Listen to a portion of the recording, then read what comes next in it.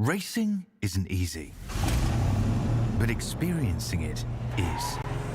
iRacing puts you in the driver's seat with the industry's leading sim racing game. Drive on laser scan replicas of the greatest racing circuits from around the world. Go head-to-head against other drivers chosen by skill-based matchmaking to ensure competitive racing at every level. Compete across all your favorite series. In officially licensed cars, engineered to deliver the most accurate driving experience possible.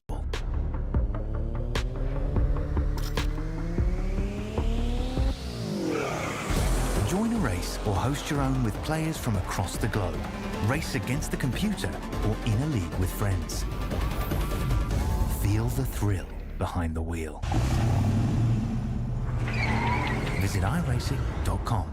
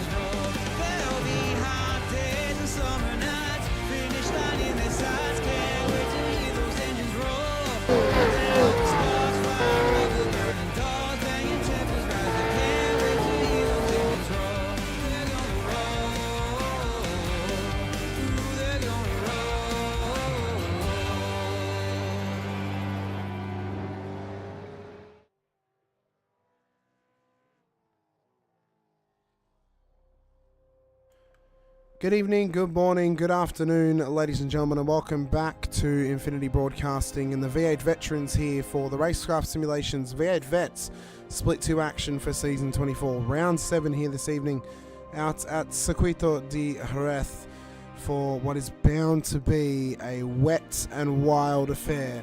As we run into the 7th round of the season, history could be on the precipice, as we've gone 6 rounds thus far with 6 different winners at the start of this season. Hamish Munro here with you, Scott Gamble alongside me here this evening. Scotty, it's been a little while since it's been just you and me in the booth. I'm excited because this season has been one of the closest we've ever seen in Split 2 machinery, and I'm really excited to see what the rain can bring. Last season it produced some magic out at Interlagos, and now tonight we head over to Jerez, where it could produce something even more, whether it's history breaking for a 7th different race winner this season, or our first 2-time race winner on offer for us here in Season 24. How's it going, Hamish? And yeah, thanks for having us on board, and welcome to the YouTube chat tonight. Great to be back in the booth with you, my friend, but it's interesting, you were talking about the championship. We were having a quick look over the points tally leading into this race, and it's phenomenally close. Like, I was surprised how close it was. And you mentioned, is there going to be a 2-time winner? We're at round 7. Can you believe it? Round 7, and you still haven't got a 2-time winner for this season. So that's a phenomenal effort, and that's a real credit to the drivers that are, you know, they're all on pace, aren't they? They really looks like there's quite a few in contention. Yeah, on pace. It's been close as well. Really, though, there are 3 clear-cut front runners at this stage for our contenders, but one of them is without a crucial race win thus far this season. To give you the rundown on the different race winners we've seen, round 1 at Spa we had Trent Allen. Round 2 out at Road Atlanta we saw Brad Doble win his first race of the season. Round 3 Halil Cesar won out at Long Beach. Bruce Tannock won in round 4 at Portland. Round 5 at Road America we saw Brenton O'Brien get the victory for ERT. And last week at round 6 at the Hockenheim Ring we saw Chad Viger take victory. I did mention the stat a few weeks ago that every season in Gen 3 cars, the champion has come after winning round 3 of the season. Back in season 22, Logan Barnett won round 3. He went on to win the championship. Season 23, Matt Muggleton won round 3, went on to win the championship. This season at the moment, Halil Cesar won round 3 at Long Beach, is leading the championship by 1 point to Brad Doble. 707 points to 706. Crucially, the difference between them is Halil has 1 more top 5 and 1 more top 10 finish. So that 1 more top 5 really counts as he's 1 more top 10 over Brad. He's also got a multitude of bonus points, 10 bonus points to his name. Brad's only got 6. Robert Crisdale, though, is the third name. He's the third name amongst this. He's got 1 less top 5 than Brad does and 2 less top 5s than Halil.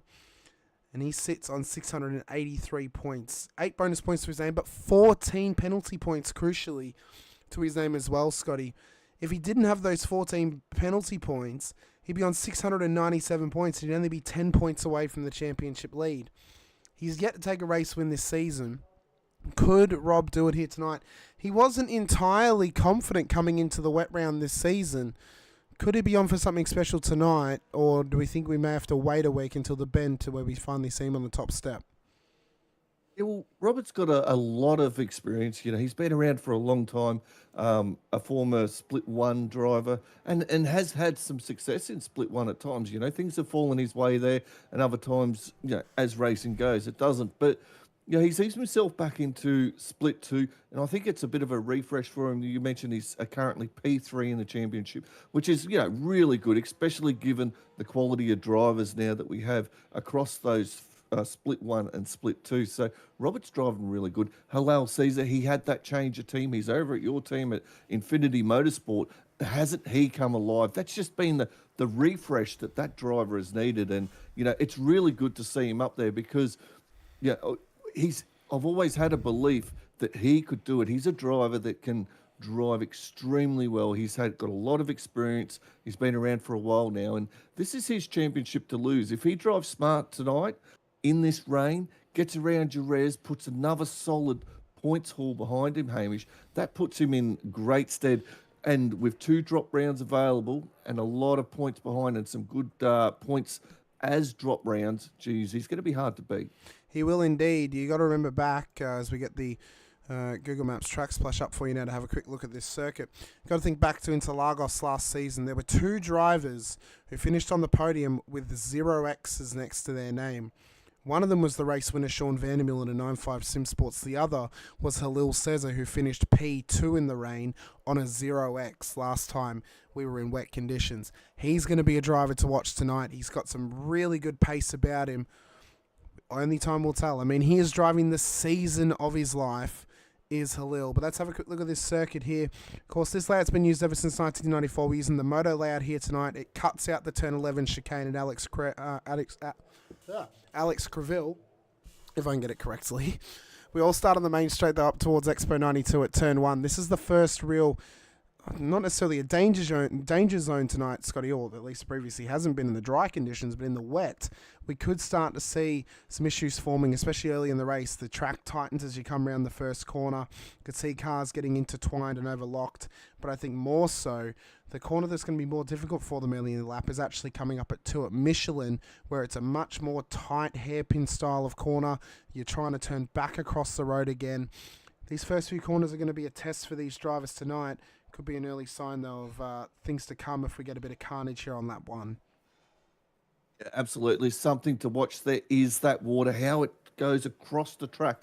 You mentioned turn two, it does it there. You get too close on the inside and it's going to compromise your run through 3 and 4, which is all about balancing the throttle, staying off the painted surfaces. That's where the drivers don't want to be tonight. They don't want to be on the ripple strips. They want to be balancing this car with their right foot, driving the car with the pedals, one would say. And as you head through 4, you really start to open it up. You're into 4th gear and it's very easy to oversteer the car in the rear with your throttle application. So balancing out of there is crucial, and that gives you a nice run up to turn 5, which is Pseudo Ponds.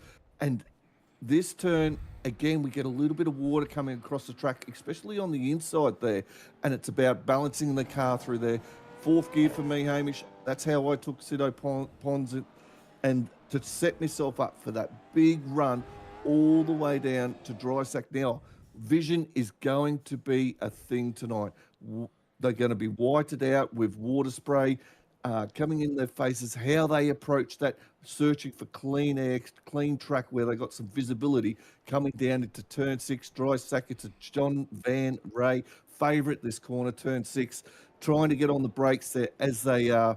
And looking for that vision. I think we could see a few incidents there tonight, Hamish. I think we very well could. We saw a multitude of incidents there across the piece during the dry races in the past, and I think wet conditions are only going to make it that much worse. So it is a good passing opportunity, but it is a dangerous one, especially when there's some perspiration in the air. You make it through 6, though. You're trying to get a run up through turn 7 and then through 8 at a Spa. Then as you come up towards 9 at Angel Nieto, you're trying just to keep the car balanced, just to then try and perfect the run through Pelaquí at turn 10 as well. Your next real overtake opportunity, though, is not through any of these corners. You're just trying to maximise, keep the car steady, keep it balanced through Alex Creville and Ferrari at 12, because 13 at Lorenzo is probably your next best overtaking opportunity the whole track. But again, you've got to have yourself prepped.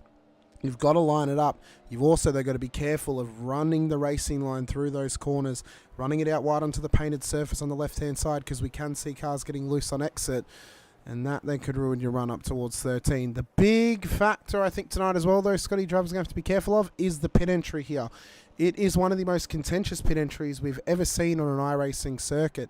You touch the AstroTurf. You even look at the AstroTurf wrong on the pit entry, and you're getting a 40-second stop hold. It's caught drivers out in the past in the dry conditions. In the wet, it's going to be crucial that you keep yourself nice and steady into pit lane. 40 seconds is a long time to be stationary, and it's a time that you don't want to have tonight, especially when we're only going racing for 200 kilometres here of Jerez.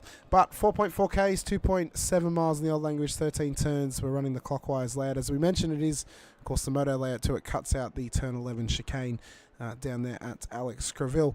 Warm-up sessions currently underway. Drivers are out there at the moment just trying to disperse some of that water out there, Scotty, just to get into their rhythm. What do you think the biggest thing's going to be off this race start for these drivers? How are they going to best be able to approach this race here tonight, and how can they maybe just best approach their strategy tonight as well? One big factor for this split, I should mention, when we hopped into there was an issue with the server that A, there is unlimited fast repairs in split 2 tonight, and B, there is unlimited fuel tank capacity as well. So that actually changes our critical lap from lap 20 back to roughly lap 9 or 10. And if drivers haven't noticed that, Scotty, when they've actually hopped into the server, it could give some other drivers a massive advantage, especially if there's an early safety car and they realise that they can take more fuel than what previously they could have.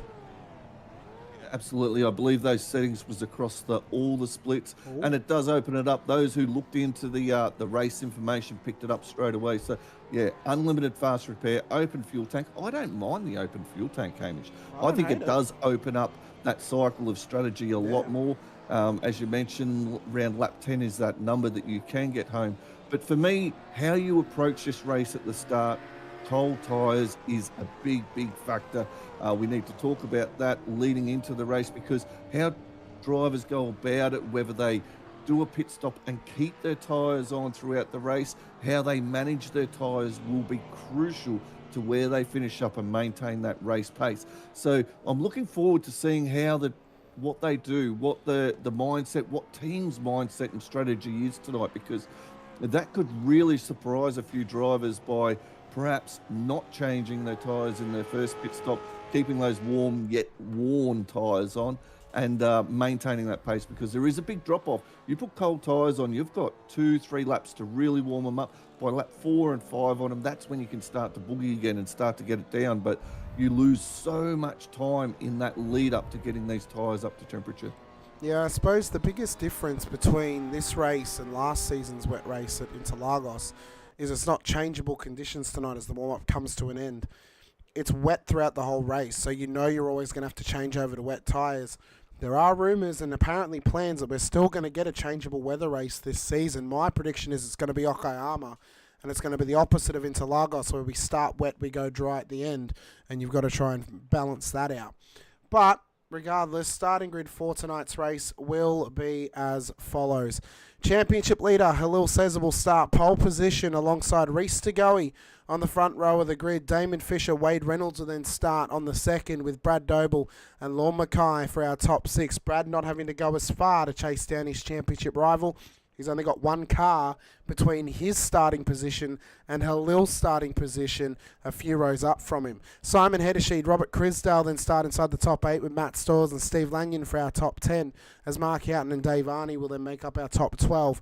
Shane Randall, Darren Crosby then make up the top 14, with Tim Mulford starting alongside Brenton O'Brien in P16 tonight. That's good qualifying from Brenton, good to see. Brett Taylor, Rick Feiger starting alongside each other with Mick Clifton and Andrew Hoffman for our top 20.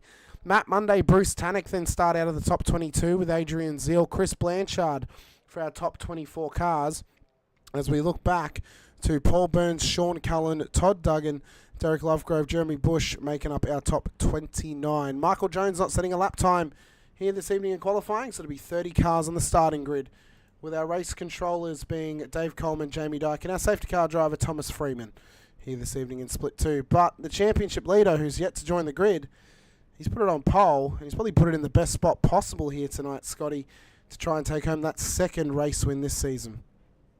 He not only put it on pole, he put it on pole by 7/10, Hamish.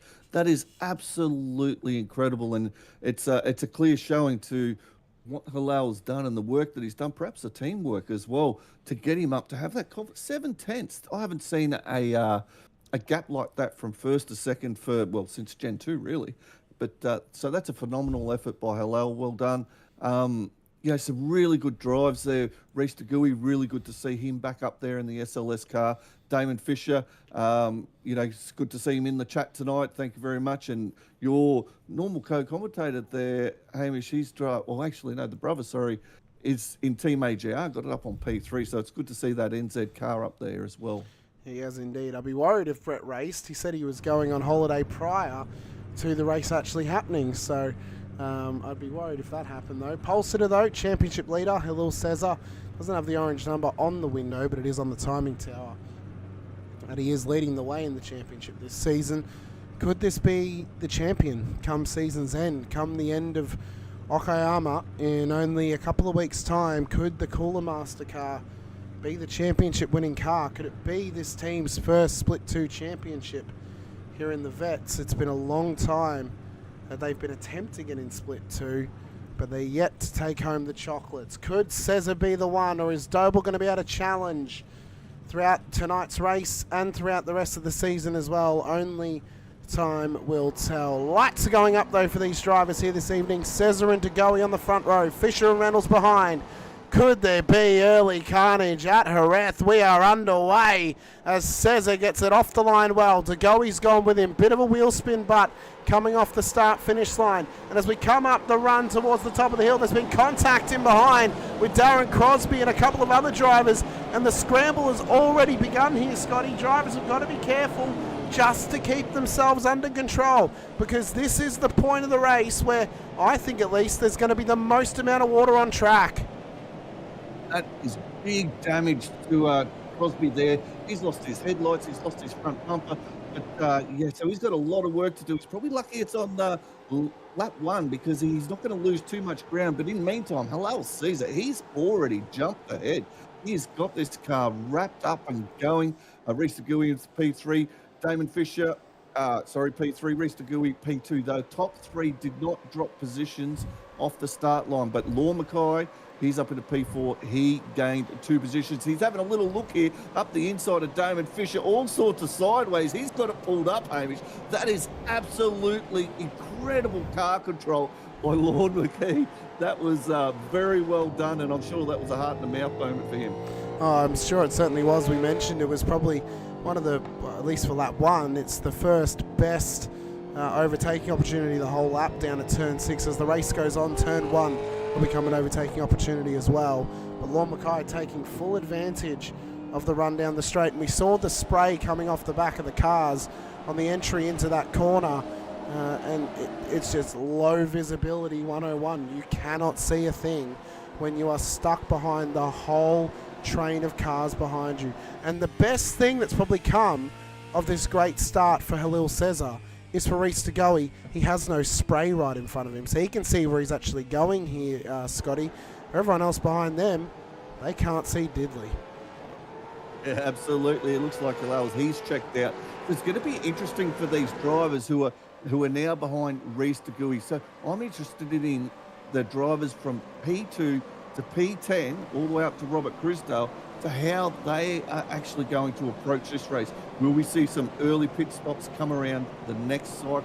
And I'm talking the next lap. Will we see him get out of this race? We see a nice overtake attempt up the inside there by Stoyles, and I think he's going to get this done, Hamish. He's on the outside, he's kept it. Yeah, beautifully done, those two drivers. And we've got the juice car. He's having a little look up the inside. He is looking racy. Is Robert Crisdale. He wants to make his gains, sitting P3 currently in the championship. Oh my God, can he see? spray. Well, you cannot see anything. Oh my God. Oh, I feel like a blind man in an optometrist's office. He cannot see a thing. Coming in behind Wade Reynolds there, notably for Wade, dropped 2 spots in the span of 2 corners. He was really struggling for early grip on board that JWM machine. And the brewed coffee may be keeping him awake, but it's not keeping him gripped up on the road at the moment. Got some work to do to keep this car inside of the top 10. He's already down 5 spots here in this race at this period, Scotty. So good qualifying pace for Wade, but just unable to get it gripped up early here. Very unfortunate, but he's got plenty of time, and he's played it smart though, Hamish, and that's the key. He hasn't got damage on his car. Yes, he's lost a couple of positions, but he's still in the top 10. He's still in the hunt here, and he's right behind Stoyles at the moment. That was an incredible move actually by Stoyles, because he really used the track to his advantage when he made that pass and where the water is flowing across the track. And I know a lot of drivers will be able to relate with this. There is certain corners, turn 9 rings a big bell, where the water actually flows across the track, and how you take that is really can set up your whole lap. If you get that wrong, you're going to drop tenths. Here we go, first pit stopper. Yeah, Blanchard is in, so maybe an alternate strategy for WKMP Simsports here tonight. Crosby's gone with him. So you want to try and get that car fixed up as best he can. Todd Duggan running here with Tim Mulford at the moment up towards turn 1. Tell you what, Todd had a really great performance a few rounds ago out at Portland, and we want to see more of those performances from Toddy. It was really good to see him do so well, and I know he was appreciative of the kind words that we gave him too. I feel like when Todd Duggan is on it, Scotty, and when he's at his best, he's phenomenal viewing. He is such a good driver to watch when he's at his best. He's just really struggled these last few seasons. So hopefully, maybe now this season, just a bit of a reset, finish out the races, stay into it, focus up for next season and see what you can get out of the car, because Matt, there was a really shining performance out at Portland, and we want to see more of it from Todd.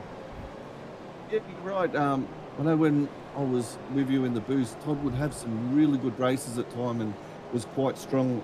So, and he wouldn't give an inch when he was racing at his best. And I mean, it's unfortunate for Nova. They've had quite a few changes within that team over the last 2 seasons. So, they're working hard, and yeah, I would like to see Todd back to his best, because you're right, the series, the league split 2 is much better when he's driving, at his best, enjoying his racing, and he's got his hands full here at the moment with Mulford, which I'm actually surprised dropped 6 positions. He's currently P21 behind him. Oh, Duggan's looking a bit loose here as we run up towards turn 11.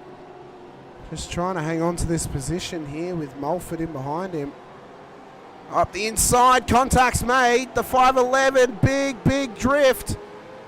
Trying to keep it under control. Doesn't hold the brakes, and it's a massive incident with Paul Burns coming through. Nowhere to go for Paul in that scenario. And it's unfortunate there for Todd. Drivers are coming into pit lane though. Doble, Crisdale, O'Brien, Mulford, they're all in. But Todd Duggan and Paul Burns, those cars are absolutely destroyed right now down there just before turn 12.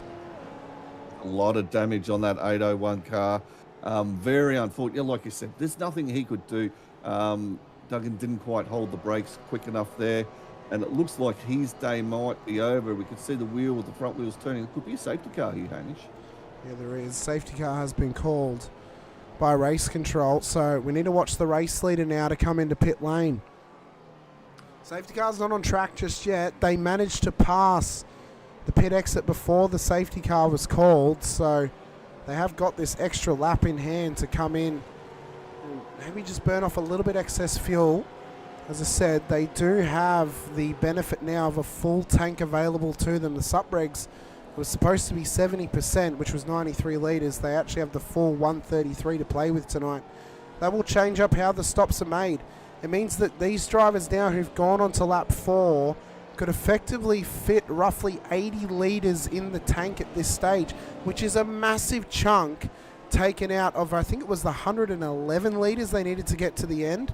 So if they were to take 80 litres now and fill the car up, yes, the car will be a bit heavier, but it will be a bit more stable in these wet conditions, and you're taking a much longer pit stop under a yellow flag scenario compared to a green flag scenario later in the race as the leader's in. This is a big advantage for Halal here. He's got a 5-second lead, so he is in P1, so he's got the furthest end box. So he can just look in his mirror, keep filling that car until he sees someone drop and then drop. He wants to maintain track positions. Because of the outright pace he's got, he wants to be able to try and make that 5-second gap again. So if I was allowed, I'd keep filling until I seen another one drop or your car's full. Yep, we'll see what it looks like for him as he sits in pit lane. And when does he go? Now that he's in the box seat to take fuel on board the 5 car. There you see DeGoey right behind him as well as Fisher. So we got the perfect bird's eye view down here to see who goes first and who drops first coming out of pit lane. Safety car is out there to pick up these drivers. Crisdale's coming past them as well. He short-filled that car on that last stop on lap 3. 11 seconds. They drop now. So Cesar is dropped above everyone in the pit lane. Will remain ahead of them. The only 2 drivers he's lost position to is Brad Doble and Rob Crisdale. But the crucial thing here is, Scotty, they've both underfilled compared to Halil. For his pit stop time, Cesar took 32 seconds. Doble took 22.5 seconds. Crisdale took 11.5 seconds. So Crisdale, he needs to put up a 20-second gap if he hopes to remain ahead of the championship leader and effective race leader, Halil Cesar, after the second pit stop.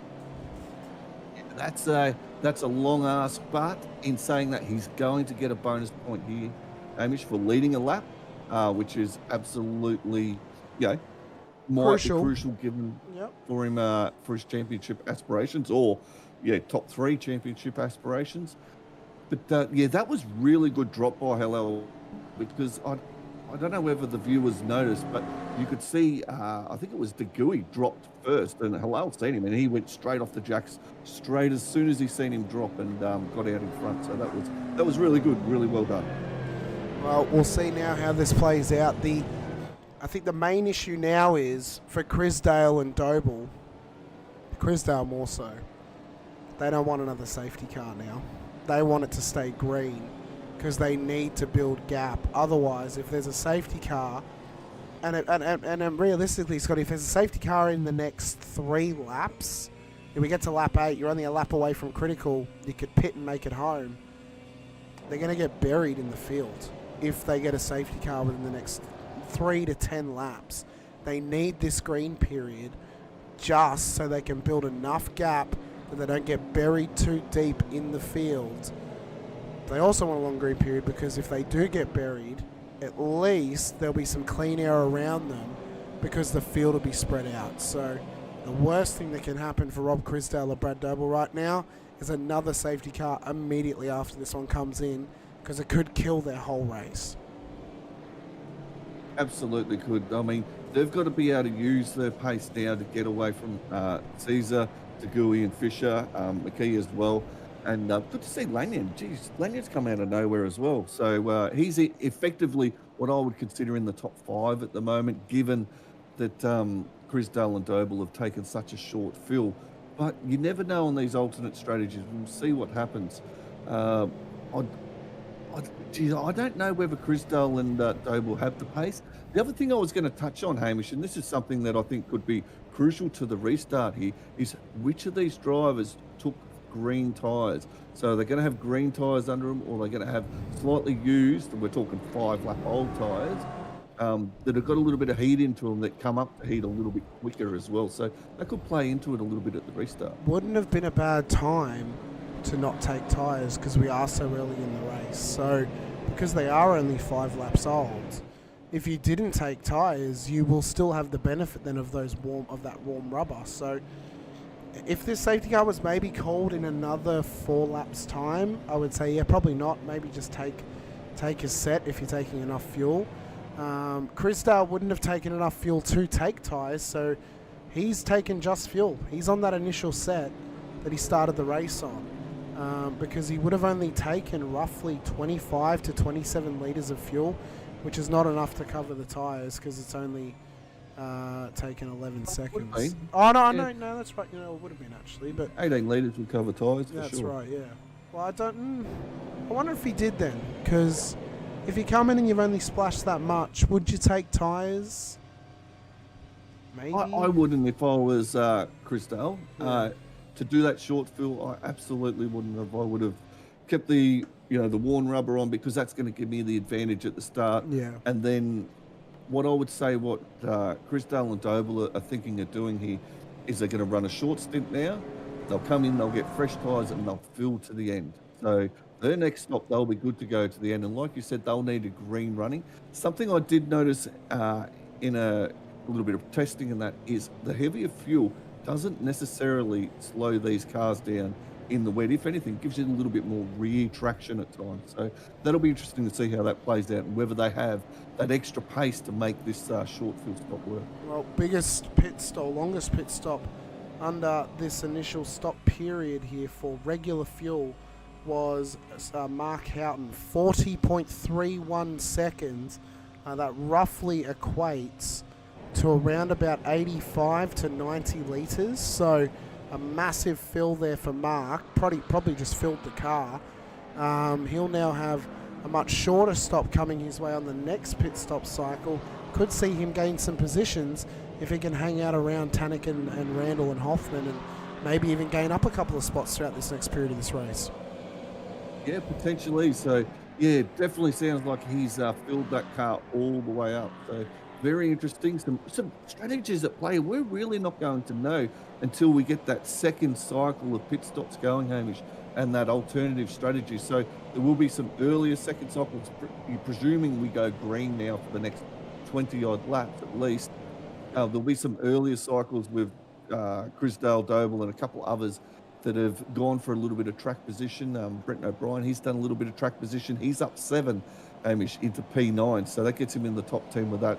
Clifton as well, and Hoffman, it looks like they've had a little bit of a short fill to gain those 8 positions.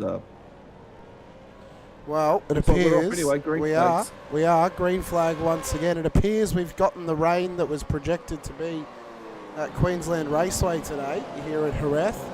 Have had confirmation that Reece Tagaui and Damon Fisher have not taken tyres on that last stop. The big challenge now for Crisdale and Doble is they need to build gap. Crisdale needs a 10-second gap to Doble, 20 seconds to Cesar. Doble needs 10 seconds to Cesar if they hope to remain ahead of him come the second pit stop cycle later on in this race. But it's game on for them. If Cesar can hang with them, and if he can build gap back to Tagaui, I don't know if there's anyone that can stop him tonight if that happens. Yeah, it would seem that he has absolute outright pace on the field. I mean, but in saying that, it's such a long race. We're talking 200 kilometres, which normally wouldn't be too far at Jerez. I call it Jerez, but and people probably triggers a few people that I do that, but that's how I like to pronounce it. 200 kilometres here normally isn't too bad, but in the wet, times are down a lot more. It's definitely takes a toll, and the concentration that you have to do for the whole 46 laps here, Hamish, is phenomenal. So can he maintain that? If he can, absolutely, he will romp this in, as we see a car off track there with that love road. That was Andrew Hoffman off the road then. It was okay. Just up at turn 5. So just running a little bit wide up there at the long right-hander. Brenton O'Brien at the moment up 7 positions, having a good race thus far. Not running his short field strategy tonight. Scotty's actually gone for the split stop strategy in that first stop, interestingly enough. He has made up 7 positions thus far. Bruce Tannock's up 10 into P12. He's taken a longer stop as well, 34 seconds. One of the longest stops on that first pit stop period. So see how that plays out for Bruce. We know he's got good pace. He has won a race this season, but he's got some work to do if he hopes to get up anywhere near the podium here this evening. We mentioned Steve Lanyon earlier, has taken some great performances this season, including a double team podium last week at Hockenheimring with Reece Stogoe alongside him in P2 and P3. And for him, well, for Lanyon, he'll be hoping to match that, probably with another top 5 here tonight as well. Front runners though, well, they're running nice and tidy. Rob Crisdale, he's got no one in front of him. He's got about 1.1 seconds back to Brad Doble.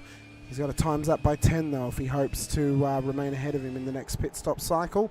For Doble, he's got about 1.4 seconds back to Halil Cesar in P3.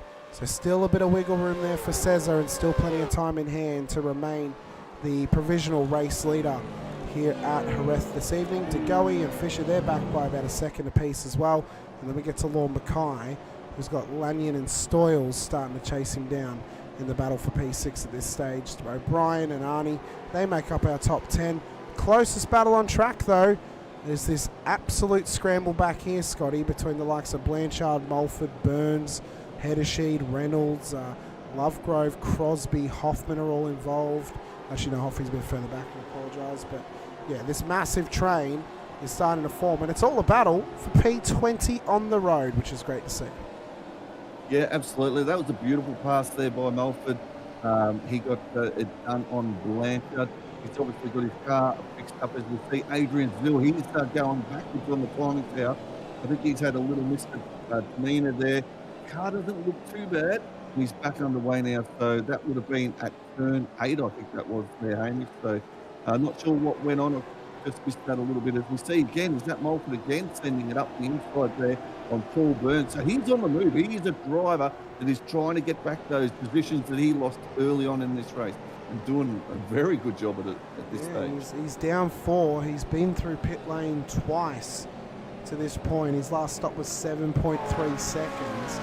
He's not going to make it home from that point of a pit stop. In fact, he's just hit critical lap of lap 9 out of 46 here. It was roughly lap 9 or 10, depending on safety cars and fuel usage. But you could reasonably argue that Mulford would be good enough to save fuel to go from lap 9 to the end of this race if he were to pit right now. But I don't think he's going to. I think he'd be happy to stay out there battling away. He's chasing down Sean Cullen, who this season, Scotty, has had some really top level performances for himself. Sean has been very impressive this season, and the improvements that he has been making now, I don't know if it's because his teammate Brad Doble's in this split and he's been able to help him and Brett get better this season, but for my money, Sean is probably the most improved driver of season 24 for split 2 standards. He's been racing really, really well, really, really impressive. Massive shout out to Sean Cullen. Yeah, driving really well, and a striking livery that these guys there have got the Racecraft, or RK, that stands for Racecraft on them. They've got a bit of a livery redesign, especially for this season. And across all splits, different colours, they do stand out. So I actually quite like what they've done with that. And as he's really trying to put the pressure on of Rich Vigo in the Angry Bird racing car just ahead. And talking at drivers who have had some good results. Rick has had some good results as well. I had a little look through the stats earlier on, Hamish. Maybe a little inconsistent, missed a couple of rounds or so here and there, but He has had some really good results as well to his name. So, you know, and we talk about these drivers, and they're back in 17th and 18th at the moment, who have had top 10, top 5 results in this championship so far. Ironically, Rick's brother Chad won last week at the Hockenheim ring whilst Rick was away in the snow. This week, Chad goes on holiday and Rick's back and he's racing once again. So it's a very rare occurrence that we actually get both the Viger brothers on track together in Split 2 this season, it seems. But we will hopefully have them back together again for the final round out at Okayama. But just some great battles happening right now throughout this field. That battle pack of P20 back, it's still a massive train, which we love to see when this sort of battle starts to form. There are battles happening further up the field as well, though. Doble is just starting to lose a bit of time here to Cesar in behind, who's roughly hanging around about that 1 second gap, as Bruce Tannock has gone off the road at turn 5. Maybe pushing a little bit too hard, I'm unsure. I don't think there was contact made, but he's just run off the circuit, and that debris that's just come off the road there, Scotty, that could be a major factor in these wet conditions. We know how slippery it's been in the dry, i.e. look back at Road America down at Canada Corner. How bad is it when there's a bit of moisture added on top for good measure? That could be a dangerous corner, and a corner getting even more dangerous as this race goes on. Absolutely, I can attest to that. As soon as they throw some marbles or a bit of debris on the track, it is extremely noticeable in these wet conditions. You can feel the front end go, and then the rear wants to go on you. You've got to be very careful. Fortunately, we have the racing flags which say, hey, there's debris on track, and you've got to catch that in time. Otherwise, yeah, like you say, it could be trouble. Could prove, you know, we might lose a couple of tenths there and give an opportunity to the driver behind to get past you. Looks like things are clearing a little bit there in the sky at the moment, Hamish. There is slight change in conditions, and I would say, and I would emphasise slight, but they are there. Yeah, it's when we say changing conditions, the clouds are just, they're going to clear slightly. We may still get some drizzle here or there, but it's not going to be nearly as different as what it was at Interlagos, where we went from dry to wet conditions.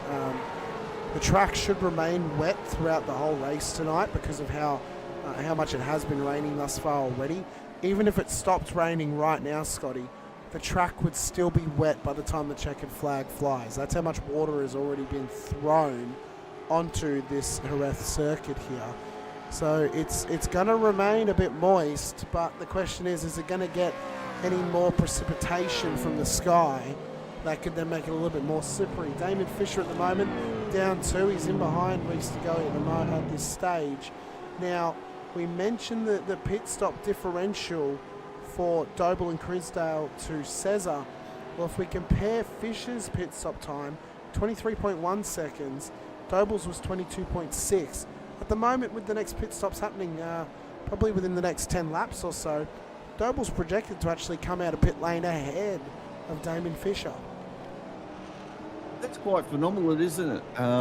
Again, I would, you know, if they can make this strategy work, if Doble can keep up the pace, which it seems like he's running a pretty good pace at the moment. His last lap was the 56.374. So, yeah, very, very strong times at this stage. So if he can keep that up, Hamish, throughout this stint, that is going to place him well to be able to do that jump. But again, the advantage is with Halal Caesar because he had that 5 second gap. So he has 5 seconds extra fuel on everyone else just to start with.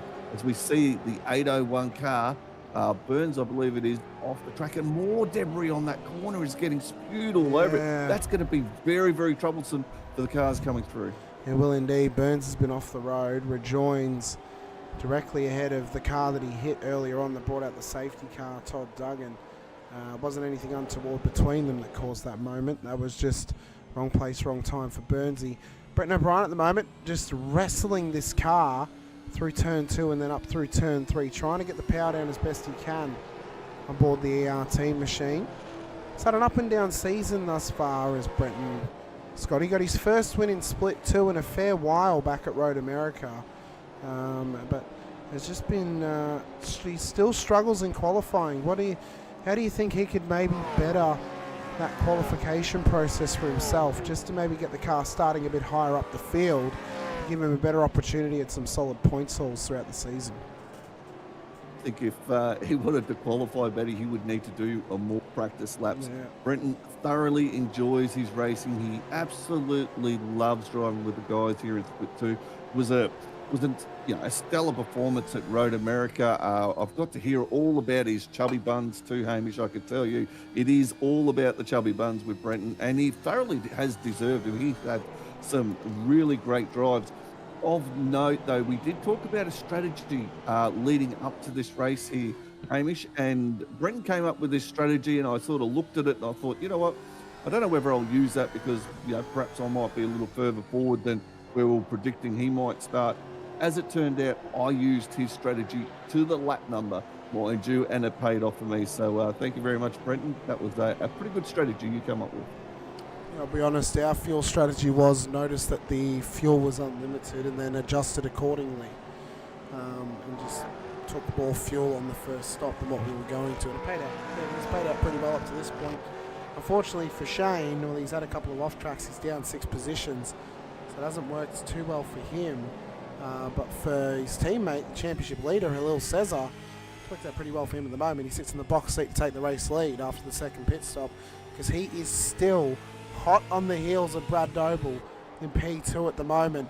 And for Crisdale in P1, he is nowhere near got enough gap to remain ahead of Cesar after this second pit stop period. So this is looking like that maybe this is Cesar's to lose at the moment because he's on the strategy benefit. I mean, he's taken the longest strategy out of anyone in the top 5.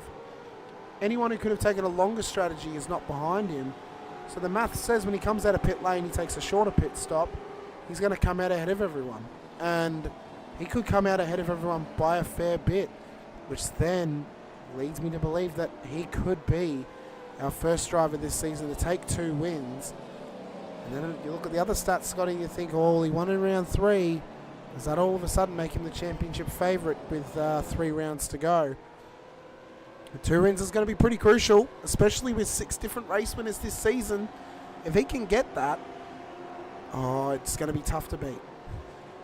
Yeah, well, we wouldn't want to moz him or apply too much pressure to him, but I would suspect at the moment that he is actually being held up, and he would be loving that he's been able to create that 4-second gap back to Reese DeGuy. So this has worked out absolutely beautifully for that Infinity Motorsport car because he is not only, like you mentioned, took on more fuel than everyone else that's close to, around him that could potentially challenge him, but he's also, in turn, got a 4-second gap and been able to hang with Doble. And I suspect he's probably saving some fuel here, Hamish, because I do think that he is getting slightly held up. I do think he has got the outright pace on these 2 cars in front. The visibility is probably hindering, but at this stage, if I was Halal, I'd be absolutely satisfied and very, very happy the way this race is going for him. Well, I think at the moment too, well, he's done what since the restart? Done roughly about maybe 7 laps on this fuel, running around about 3.5 litres per lap, and he would have come out of pit lane 15, maybe 120 litres in the tank, so 3.5 times 7. He's already used 24 litres, so he's down to 100 litres on board the car, maybe down to 90 at the bare minimum. So he's actually getting closer and closer to a much more manageable fuel load where your lap times are not really running away from you. But he's got so much fuel in this car, he's running comparable lap times though with the race leader. It was a 156.41 the last time by. Crisdale's was a 156.97. So with more fuel in the car, he's actually running faster than the top 2 cars on the road at the moment. I mean, he is driving out of his skin at this stage. He's the championship leader, Halil Cesar. But you look at the lack of visibility there behind Doble and you think, does he have to wait until Doble pits and then really pushes on when he has those probably extra maybe 3 laps more or 4 laps more than what Doble will under his current strategy? What's interesting, the last lap around, the only drivers that were able to be in the 56 was Damon Fisher, who is in from Team AGR in P5. We talked about Halal Caesar, he was in it. Brad Doble was also there with a 56.4. And we're talking last laps around. Again, it is this lap around, it is those top 4 drivers are the only drivers in the field who are in the 56s again. So very, very close, matching their times. So this is absolutely perfect. What I really liked, Hamish, was that shot of them coming down the main straight where the drivers are going offline, searching for a clear vision to try and spot their braking markers so they can gauge how long they could be on it. We could see a little move here. He's going to have a look up the inside, Hamish, and I think he's going to get this done. He's got the brakes on, going to slide in there very nicely. I cannot see Brad Doble fighting this very much. And that's a beautiful move that we've seen coming. We've seen him starting to apply the pressure over the last couple of laps. Now it's going to be knuckled down. He's going to go and chase Robert Crisdale. So this is on, ladies and gentlemen. We've seen that your leader or potential leader on fuel stop strategy, Halal Caesar, is prepared to take the overtakes on, risk it to try and gain even further of the lead over Reece McGilly, Damon Fisher and Walker. Well, he's now gaining on his championship rival, Brad Doble. There was 1 point separating them coming into tonight's round. At the moment, there'll be a couple of more if they were to finish how they are. But crucially, he's still within that 20 seconds to Rob Crisdale at the front of the field. So now with only one car between him and a possible second victory this season for Cesar, he's got to keep it clean. He's currently on a 0x at this stage. If he can remain there, could be a world of bonus points on offer for him off the end of this race. So at the moment though, Crisdale will be taking home bonus point for most laps led of this race thus far, as Simon Heddersheet's gone off the road further back in the field. And it's more debris getting dragged on the road down there. Needs to be careful the rejoin next to Crosby and Randall. But it's more debris getting dragged onto the track down at turn 11. That could turn into a real hot spot later on in this race. Surprised the amount of drivers who have struggled on that corner specifically, Hamish, and have been dragging a lot of marbles onto it, as you mentioned. So that is proving a little bit of a struggle for these drivers, perhaps a little bit of excess water. What I would say is that we talk about in dry races about tracks getting rubbered in.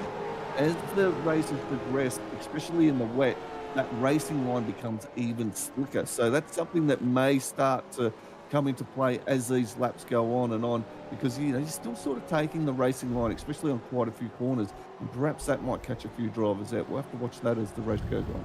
It definitely could. Fastest lap of the race last time by for Damon Fisher, 156.1 on that last traverse of this lap. We're yet to see a 155 here in racing conditions, but we're not going to see one for a little while actually, seeing as the majority of the cars have got much fuller fuel loads on board them at this stage. We've had a couple of chats here this evening as well, just to give everyone a quick shout out who has joined us thus far in the chat. Sean Cullen with us, Damon Fisher, Halil Cesar is out there.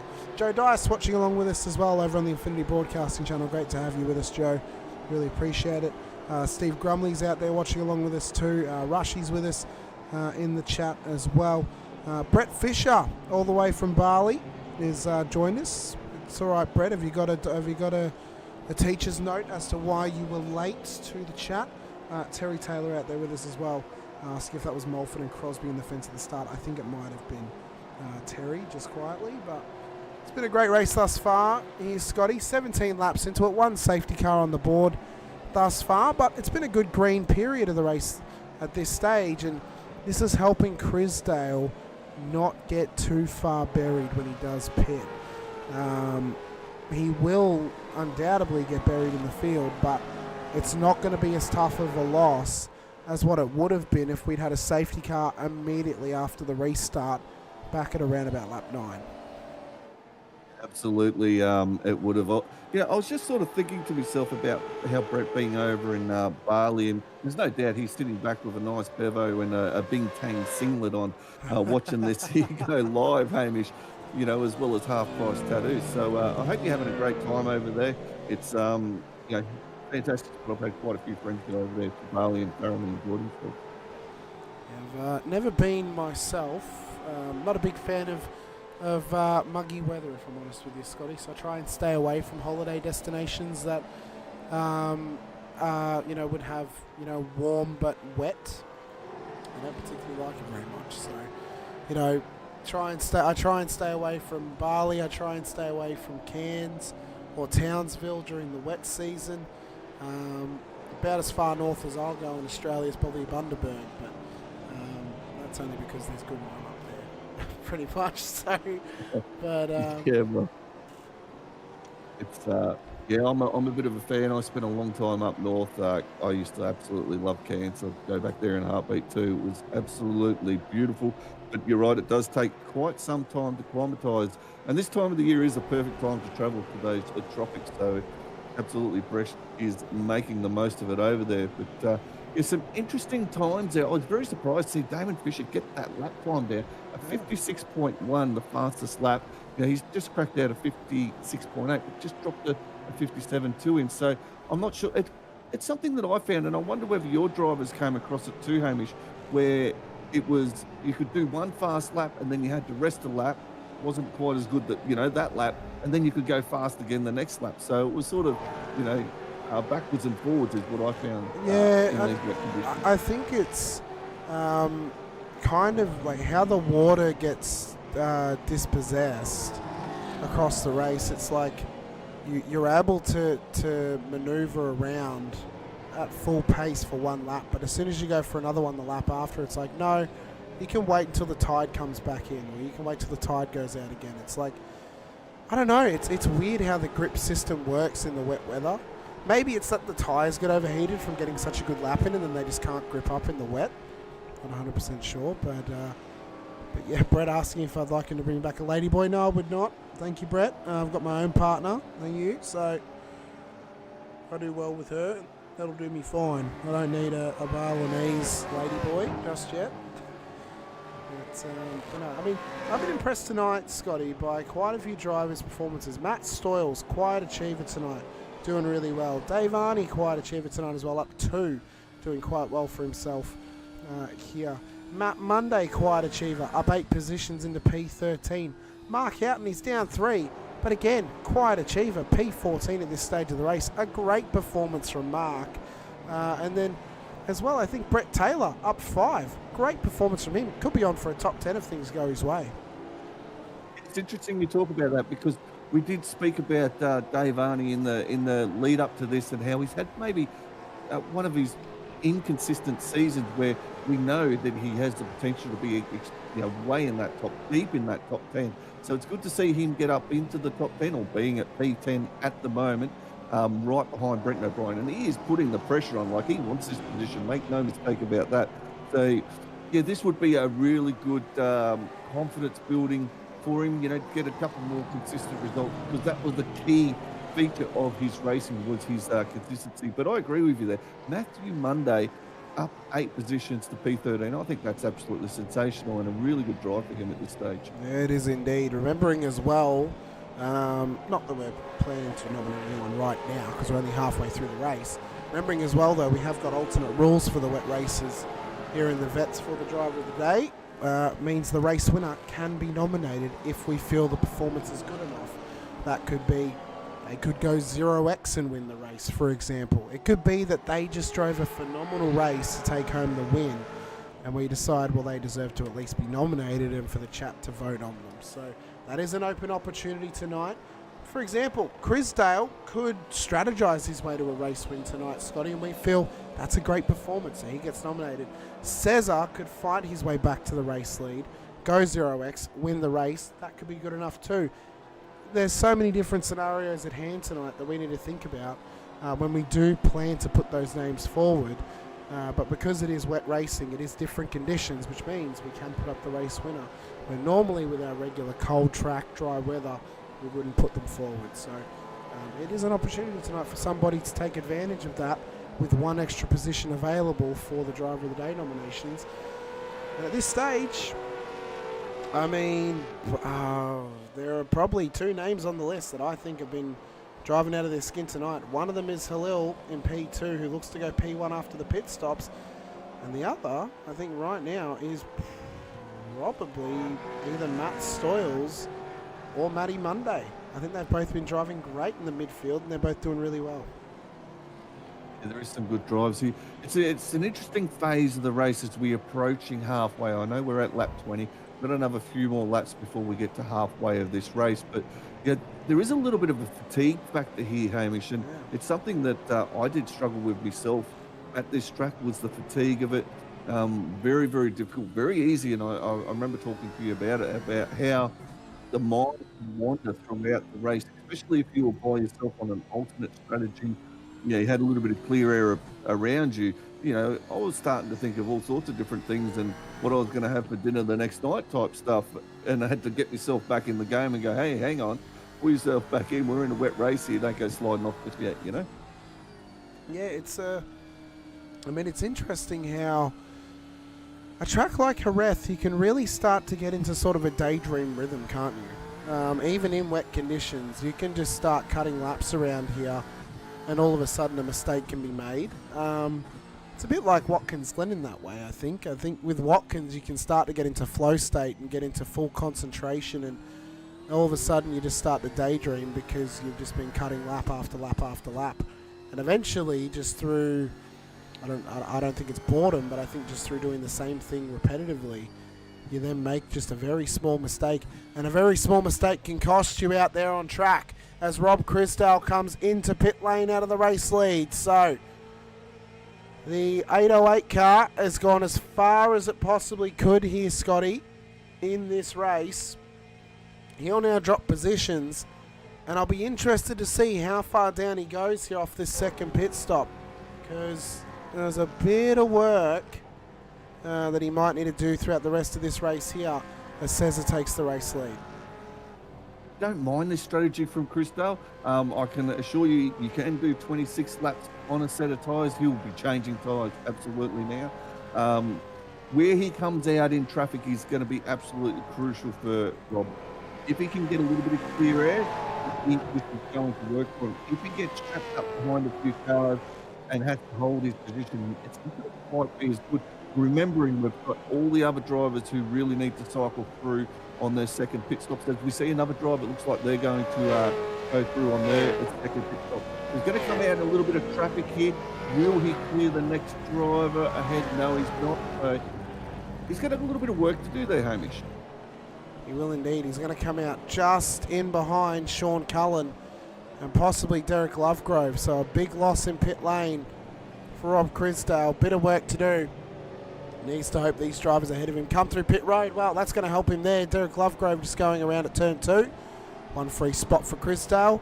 He's going to have to hope that the cars ahead of him decide to come through pit lane very, very shortly just to make his job a little bit easier tonight. There's the race leader, Halil Cesar, with Brad Doble in behind him. Reese DeGoey, 5.6 seconds back. He's got Damon Fisher still hanging out with him tonight. I'm very impressed by Damon's race thus far. Doing a very, very good job at this stage of the race. Lon Mackay in P5. Steve Lanyon back in P6 at the moment. He's up 4 spots. He's got Matt Stores on his heels. Dave Arney has finally offloaded and gotten past Brett and O'Brien for P8 on the road now. O'Brien in P9 and Mick Clifton making up our top 10 to Brett Taylor, Mark Houghton, Matt Monday, Tim Mulford and Bruce Tannock for our top 15. Randall, Heddersheed, Viger, Blanchard, Cullen the top 20. Crisdale, Lovegrove, Burns, Reynolds, Zeal, Crosby, Hoffman and Duggan make up our 28 car running order at this stage of the race. Well, lap 22 of 46. We're halfway to home just about. It's a little Cesar controlling this one.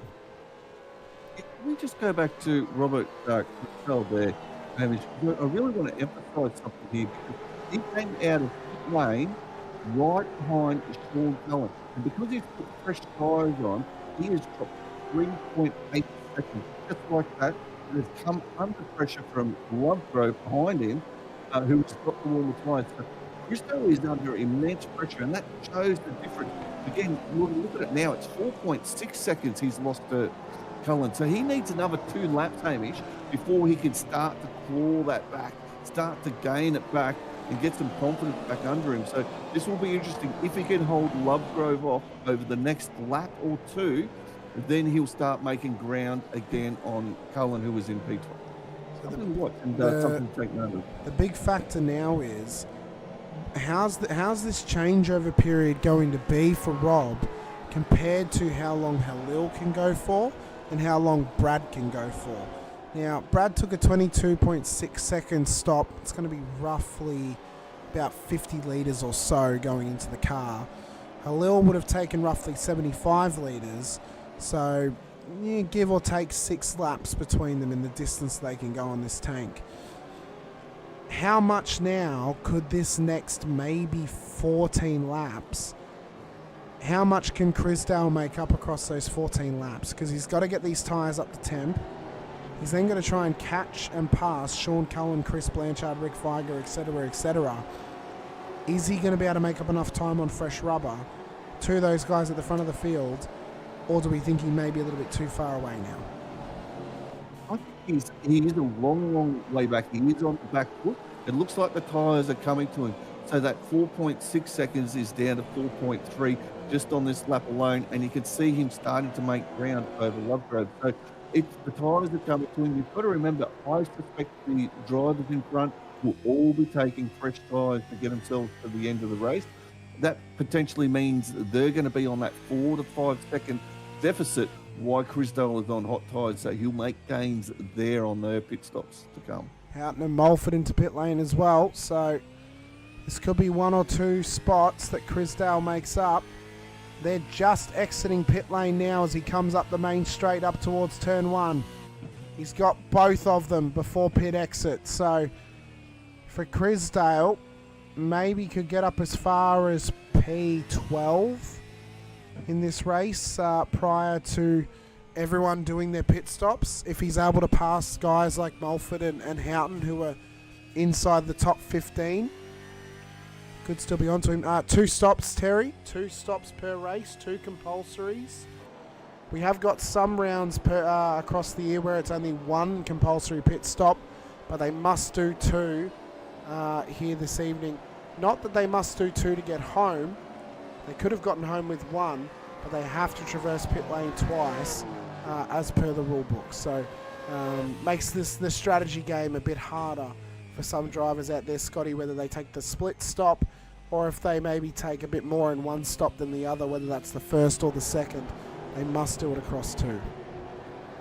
Absolutely, and we talked about that tyre difference for these 12 tyres. Crisdale 2.8 seconds behind now, so he's almost made 1.8 seconds in the last 2 laps of those tyres come up to temperature. Something to keep in note. I think that's going to play a part on how drivers handle their second and final pit stop here. But at the moment, you're on board with Shane Randall, driving extremely well this season too, Hamish, I must add. I did have a look at his results prior to jumping in the booth with you, as we see a big wiggle from Simon and his chief behind. He is absolutely trying to push that red Mustang. But getting back to Shane Randall, been driving extremely well. Car looks absolutely classy for him, and it's good that he's got Halal Caesar up there in front. I'm sure that's helping him out as well. Yeah, definitely a driving factor to him trying to push to do better this season. Has had some frustrations across the season, namely back at Road America.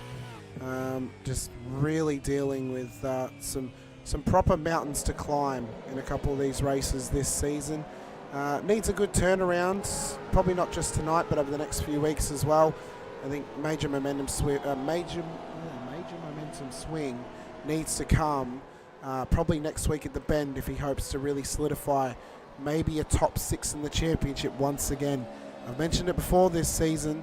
He was the number 1 seeded Split 2 driver who was left in Split 2 after last season's promotions and demotions. P2 in the split for the seedings is the championship leader Halil Cesar, his teammate. So there's a bit of pressure on him from that factor, but he is a very consistent driver, is Shane, and he does really start to get into the swing of things for the final few rounds of the season. He's proven that before. Absolutely, both former Split 1 drivers. Just want to add something in there, Hamish. Robert Crisdale is down to 0.7 of a second behind Sean Cullen. That is how much the tyres can change, can come on, and they have absolutely come on for Crisdale from his final stop. So he is absolutely flying at the moment. His last lap was a 56 flat, so traffic could be a bit of a burden here for him, Hamish. It could very well indeed. Halil says a new fastest lap of the race. We've got a 155 in the books here, a 155.7, as Crisdale starts to put the pressure on Sean Cullen. And the reason we focus up on this is Crisdale is one of our 3 championship contenders this season. There are others amongst that top 5 pack as well who could challenge, but reasonably speaking, Crisdale is the most likely to challenge. Massive drop-off, though, across this previous period for Brad Doble. Gap's now out to above a second to Halil Cesar in the race lead. So he is not he's not a happy camp at the moment, is Brad. He has got a nice gap back to Reese to go. He should remain in P2 of this race come the end of the pit stop period. Yeah, absolutely should. It's been a good drive by Brad. I know that he's dropped off the back of Halal, but I mean, Halal's absolutely flying, ladies and gentlemen. Have no shakes about that one. He is setting the scoreboard alight no matter what he's doing. So for Doble to be able to still go with him, be pretty much the second fastest car on track at this stage or thereabouts with Reese de Gooey. We're talking within a 10th behind on the last lap around. He's driving fantastic. So, but he does have that fuel stop to come, Hamish. He does have that tyre deficit. So when that happens, that's going to be interesting. As we see, that's a big one. That's Fisher? Damon Fisher. He's got all sorts of damage there, Hamish. Yep. Hopefully he can get this car back around, but it is in a bad way. Absolute tatters is that NZ car for Team AJR at the moment. Terry Taylor asked a good question actually in the chat. Chris Dowd first to complete all the stops. Who else? So technically Blanchard, who is ahead of Crisdale, has had 2 stops. I think only one of them is counted as a compulsory, which was on lap 3. He's not taken a pit stop since then, as Fisher, Clifton, Mackay are all in. So is Tannick. The other asterisk, it's a good thing to remember as well, is you can only take a compulsory pit stop as of the first green lap of the race. So you cannot take a compulsory stop on lap 1. You can only take it as of lap 2 if there is no safety car called on the first lap of the race. So your first point of call always is lap 2. If there's a safety car, it's whichever the first green lap after the restart is that you can take that first compulsory stop. But for Blanchard, he's still got 1 to go. Mackay's been in and he's left pit lane and he's up in P12 at the moment. Here's Scotty. He's got a good gap at the moment over Crisdale, roughly 4.8 seconds back to P14 in Crisdale, who is chasing down a podium finish here tonight, but he's got some work to do if he hopes to get there. I don't know if he can get there at this stage. Probably a little bit far away, especially with the time differential on the pit stops further ahead of him.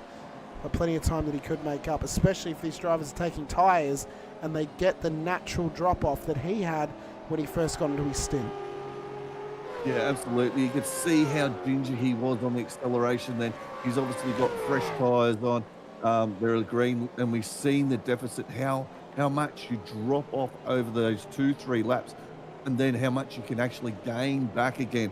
So it's really almost, by putting tyres on, you're looking at a 10, 12 lap sort of where you might get some gains from it. So, come to the 10th, 12th lap, be able to get that time back that you've lost. So very, very crucial for Lorne McKee to get these tyres up as soon as he can. As we see De Gooey into pit lane. This is another very important stop where he comes out, if he can get a clean run, and how he goes with these fresh tyres, which I suspect he's taken again. So we'll see where he ends up in comparison to Mackay. Of course, Fisher dropped a heap because he came in with damage on board that Team AJR car. Probably dropped him outside of the top 10. Brett in the chat saying nice work from Doble, blowing out to 2.5 seconds.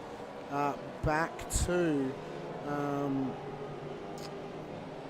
750. I believe he might mean the car number possibly behind, but Brad's doing a good job. He's got about 1.1 seconds up to the race leader. Mackay comes past pit exit to go. He's well ahead of him. So Reese could be on for a podium here tonight. Plenty of work to be done to get up there if he does. But he's just see how ginger he is on the throttle. These are fresh tyres. Oh, yeah. Absolutely. Oh, yeah, they are. And you can see the attitude of the car. There is nothing. And it's kind of, as a driver, these next 2 laps are crucial, because if you don't get this right, when you start bleeding heaps of time, but 2, you're a real chance of binning it, putting it into the wall and ruining your night. So this is absolute concentration to the max for Reece de Gooey. He'd be really concentrating, making sure he hits his mark. Seemed just run a little wide there, leading on to the back straight. Brad Doble as well is back up within a second of the race leader here, Halil Cesar. But it's not really going to make much difference, Scotty, because Brad's got to give up 10 seconds of time in pit lane compared to Halil. So, and I don't think Brad can go much further than this to be able to build up that 10 seconds. So barring a mistake from the 5 car, I don't see a world in which Brad can pit and take the lead from Halil Cesar here, unless he makes a pit stop mistake or he has a mistake on track. That's the only 2 scenarios I can see that happening. But for Brad, he will at least hope that maybe if he goes to the move, Halil will give it to him, knowing that he's got time to gain on Brad in the pit stop, and then that may help Brad gain some spots, further back in the field. But at the moment, he is at least giving up points from P1 to P2. But this is the wet racing conditions that we get. We get wet, and drivers can't necessarily send it as hard as what they could in the dry, but it really benefits those who are smooth, clean, and consistent. And this season thus far, Brad Doble and Halil Cesar have been the 2 cleanest and most consistent drivers across the board. I still think this is a very good drive, very smart drive by Doble. He didn't fight the challenge for the lead from Halil too much.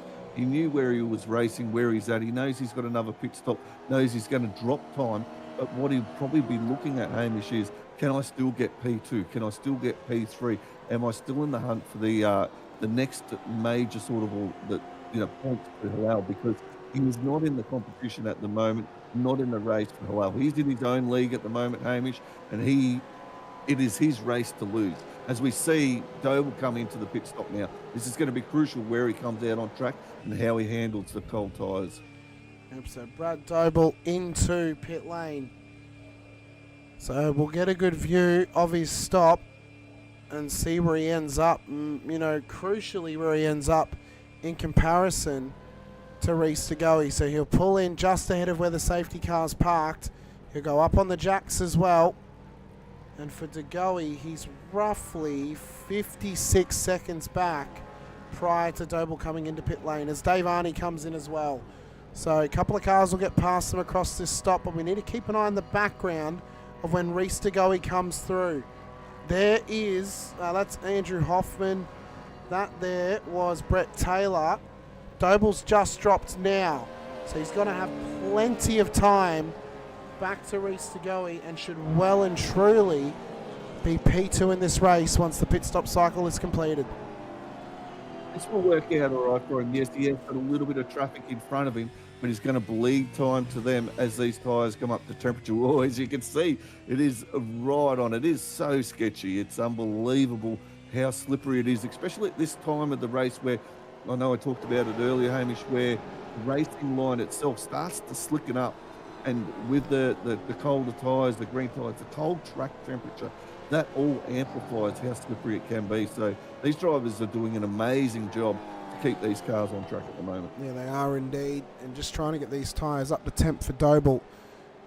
So how much can Cesar now gain on him whilst he still has the warm tyres on board the Cooler Master Mustang at the front of the field? 21 seconds is the gap back to Steve Lanyon. And look at the car control through turn 12, just slightly adjusting the wheel there, just to keep the car in line, keep it in check.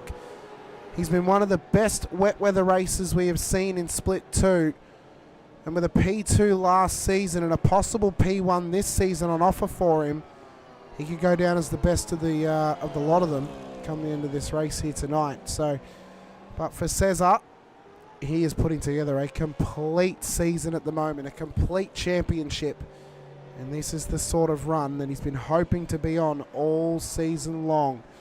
And for tonight, well, he'll hope to get maximum points on offer. For his teammate, Shane Randall, a bit further back, getting a bit loose. Continues his battle with Simon Heddersheed. He's got some work to do to catch up to his teammate in terms of performances, at the front of the field. But Shane is still running a very, very good season. We're going to take this time just to have a quick ad break and give thanks to our title sponsors of the series, Racecraft Simulations, don't go anywhere. We'll be back very, very shortly after these very, very quick messages from Racecraft.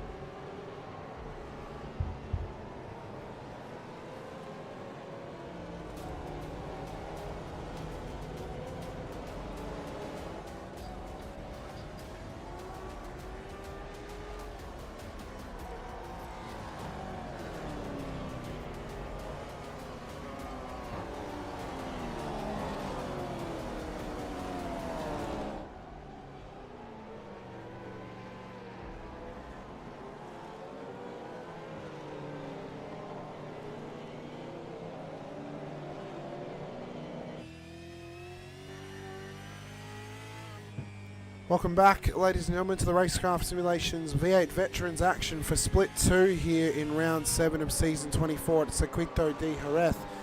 If you want to go chat with John and the team over at Racecraft Simulations, we highly implore you do. Head over to 16 Grogan Road, Perth Airport, chat to John and the team, check out some of the rigs they've got on offer. And if you've got a bit of spare coin, fork out for that PT1 as well. As well to our other series sponsors, Logitech G, Parramatta Isuzu Ute, Player One Sim Gear, Südspeed Gloves, LGC Images, Nova Simsports, and Chubby Buns Burgers for the Driver of the Day Award too. We give them a massive thank you as the race leader is into pit lane and taking his final stop of the race. Pulls it up, aims it at pit exit. Where's he going to end up in comparison to Brad Doble? I think he's going to have roughly a 10-second gap by the time he exits pit road. Not a little bit more. We see Lanyon's in, Stalls in as well, Brent O'Brien's in. So, oh no, Brent, no, he didn't. He's going to do another lap. So your top three leading up have pitted. I think Halal's going to be a mile in front here, Hamish. Or there is a little bit of a car there, so he's going to have to watch his pit exit. So did he take tyres? He's probably on cold tyres. There's another car right behind him in O'Brien.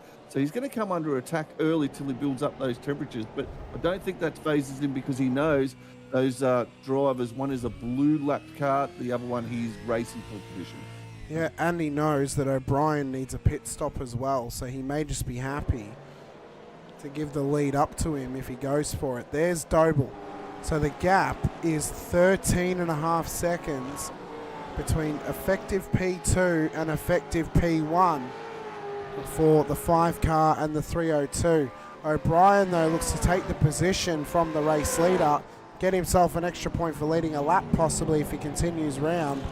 Wants it on the inside, gets the job done it seems. Yes, he does. So Cesar not willing to fight it. He knows that O'Brien needs another stop. Might as well give away a spare point just for free there and save your whole race. Absolutely. There is no point, there is no benefit of him finding that position while he gets his tyres up to temperature. And as you say, he'd be well aware that the Logitech G car, Brent O'Brien car number 26, it needs another pit stop. But I don't mind this strategy of Brenton. You know, he's going as long as he can using the warmth of these tyres. So he perhaps might get a little bit of a gain here. He could get a bit of a gain, maybe stay inside the top 10. I mean, he's got roughly a 32-second gap back to Chris Blanchard, so could maybe stay within the top 10 here if it plays out for him.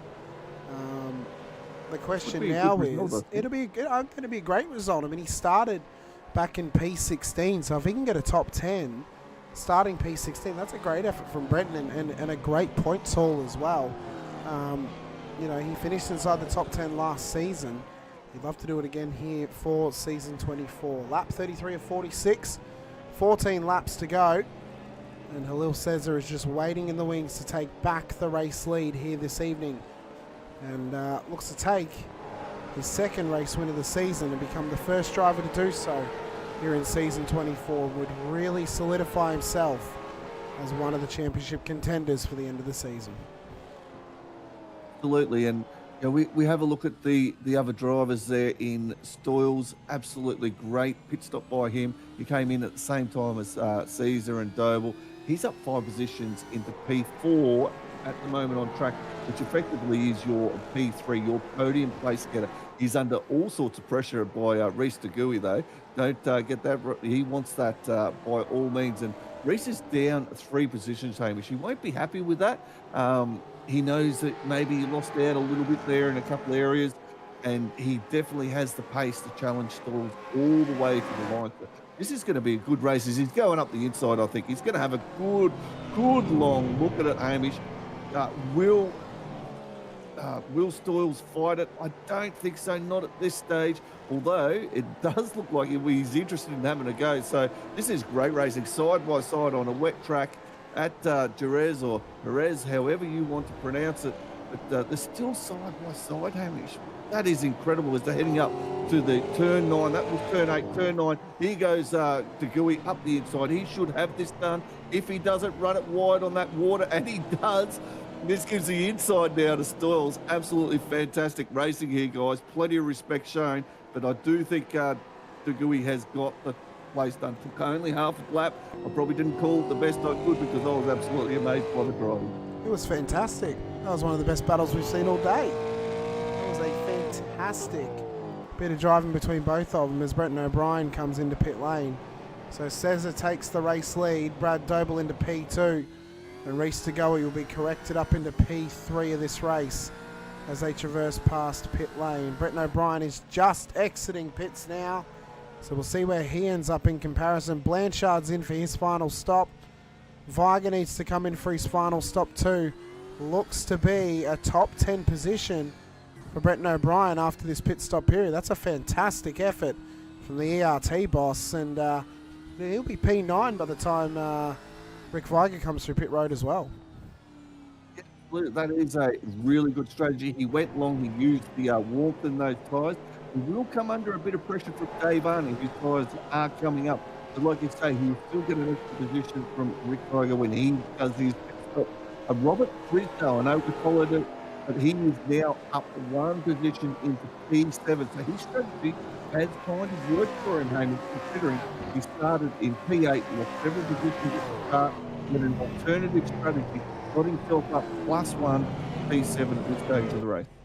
And he sits hot on the heels of Steve Lanyon at the moment.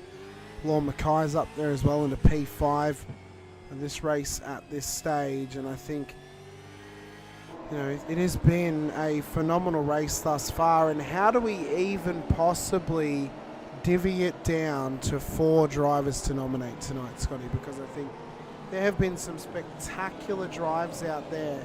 As Bruce Tannock has had a minor off track, he's got it back going again. And he gave up a bit of time back to Brett Taylor, but not too bad of an effort from him.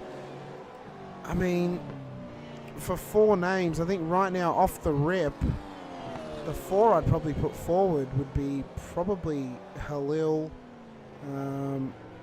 I think De Goey's won it this season. I can't remember if Brad has. I don't think Matty Stoyles has. I think Matty will be one of my front runners. Maybe Lord Mackay, and then maybe Brenton O'Brien if he can lock out this top 10. Although I think he's already won it this season, so we can't even nominate him. So yeah, it's going to be tough to divvy this down. And this is probably one of the tougher things when we get to a race later in the season. We've only got so many names we can put forward. But at the moment for me, the front runner for Driver of the Day is Hillel Cesar no matter what. But we do like to put up 4 names, and I think a close second is Matty Stoyles, having a great run up 5 in the P4 at the moment. It's an interesting one. You're definitely right. You've got to put Whale up there. He's driven forward. Brad Doble, he's got to be up there. Stoyles has got to be up there because they are fantastic drives in these conditions to get themselves on the podium and make positions gained from there. The other driver that I think has driven very well is Steve Lanyon, who, he's got himself up +4 into P6. I think that's a good drive, and maybe been lacking a little bit of confidence, perhaps, as Steve Lanyon, because we know that he can win races and win them well too, Hamish. So I'm surprised to see him in the championship stand. He's not as far forward as perhaps what we can imagine he could be. Well, only time will tell how this plays out for these drivers tonight. I am just double checking who has won Driver of the Day thus far this season. So at the moment, non-eligible would be Reese De Goey. He's already won it. Same for Brenton O'Brien. So Brad Doble would be capable of being nominated if he can manage to get out this P2. But I then also think as well, Scotty, if we're able to nominate the race winner tonight, if it is Hillel Cesar, pretty hard to go past Hillel over Brad, because he'd get the position over him as P1 on the road. Yeah, I think when you've had a dominant performance like this, it was mentioned in the chat that Brad did gain back a little bit of time to Hillel, the 7 seconds behind him. But I do think that was, perhaps a little bit of traffic in front of Hillel. And at this stage of the race, he doesn't need to take any risks. He's got 10 laps to go. He's got the fastest lap. He's led the most laps. And he's sitting on a 0x, with pole position. One could say this is almost a perfect race for him. It really is. It really is. Terry Taylor actually making a very good point about Darren Crosby in the wall lap 1. He's back to P19. That's a pretty good drive thus far. He is down 5 at the moment into P19. I would maybe argue, could we argue he should maybe get to P15 and then we could nominate him as a comeback drive tonight, Scotty? Or do we think P19 is a pretty fair comeback drive to nominate him at some point? Yeah, it's a tough one, isn't it? It's because you do like to see drivers, have that fighting spirit, that never give up attitude, and he has definitely shown that in spades tonight. It would have been very easy to fold it in and said, well, I'm not playing in the rain. And but he has come back and driven exceptionally well. So it is a worthwhile mention there, and I'm glad Terry brought that up because he definitely needs some credit for his drive, regardless of whether he gets nominated or not. I agree. I think a great name to shout out for sure. And if we look at, let me just double check the penalties because I'll see. Well, actually, Darren got a penalty for that first incident on lap 1. So I actually think the better performance is actually Tim Mulford, who had the contact with him, up 6 into P9. That's a great effort from Tim. I mean, so I think unfortunately because Darren actually had a drive-through off that incident and has gone back to P19, that might have to make him null and void. Unfortunately, because that means that race control's determined it was Darren's fault, not Tim's. I would tend to agree with that, but like we alluded to, it's still a great comeback drive by Darren and a great comeback drive by Mulford as well, because if both those drivers are involved, no one likes incidents. And I did see that damage, especially on the front right quarter of Tim Mulford's early on in the race. And he's made it work. He's got the most he can out of this. And I think that's what racing is about, is sometimes it doesn't go all your way, Hamish. But if you get the most that you can as a driver and the most that you can out of that night, that race, then that's what it is. Yeah, I agree. I agree with you. Adrian Zeal just letting the traffic come past him at this stage. Matty Stores, Lorne Mackay, Steve Lanyon battling away for P4. They've got P3 up the road from him in Reese Tagoe. A fantastic effort from Reese tonight into P3. Matty, though, driving out of his skin at this stage into P4 as well, though, which has been really, really great to see. Gap still around about 7 seconds between the race leader and P2 in Brad Doble at this stage of the race. We're a little bit more spread out further back in the field as there goes Lorne Mackay off the road. Massive spin, caught, I think he caught one of the puddles there, Scotty. Went round, dragged a heap of debris back onto the track. Out of that battle he goes for P3 on the road, but remains in P8. He's done a great effort there to not only keep it out of the wall, but keep it out of the way of any other cars on the road. Absolutely, and that's that turn 9. It was on my radar, was turn 9. I was very, very worried about it. Through testing, it would form at this sort of water, especially on the inside. So if you like to hunt the apex early, you'd find yourself into all sorts of problems there at turn 9. And I suspect that time there that Mackay Lorne just went a little bit early on the apex and he caught that standing water on the inside. Very unfortunate for him. Great race once again tonight as well by Sean Cullen.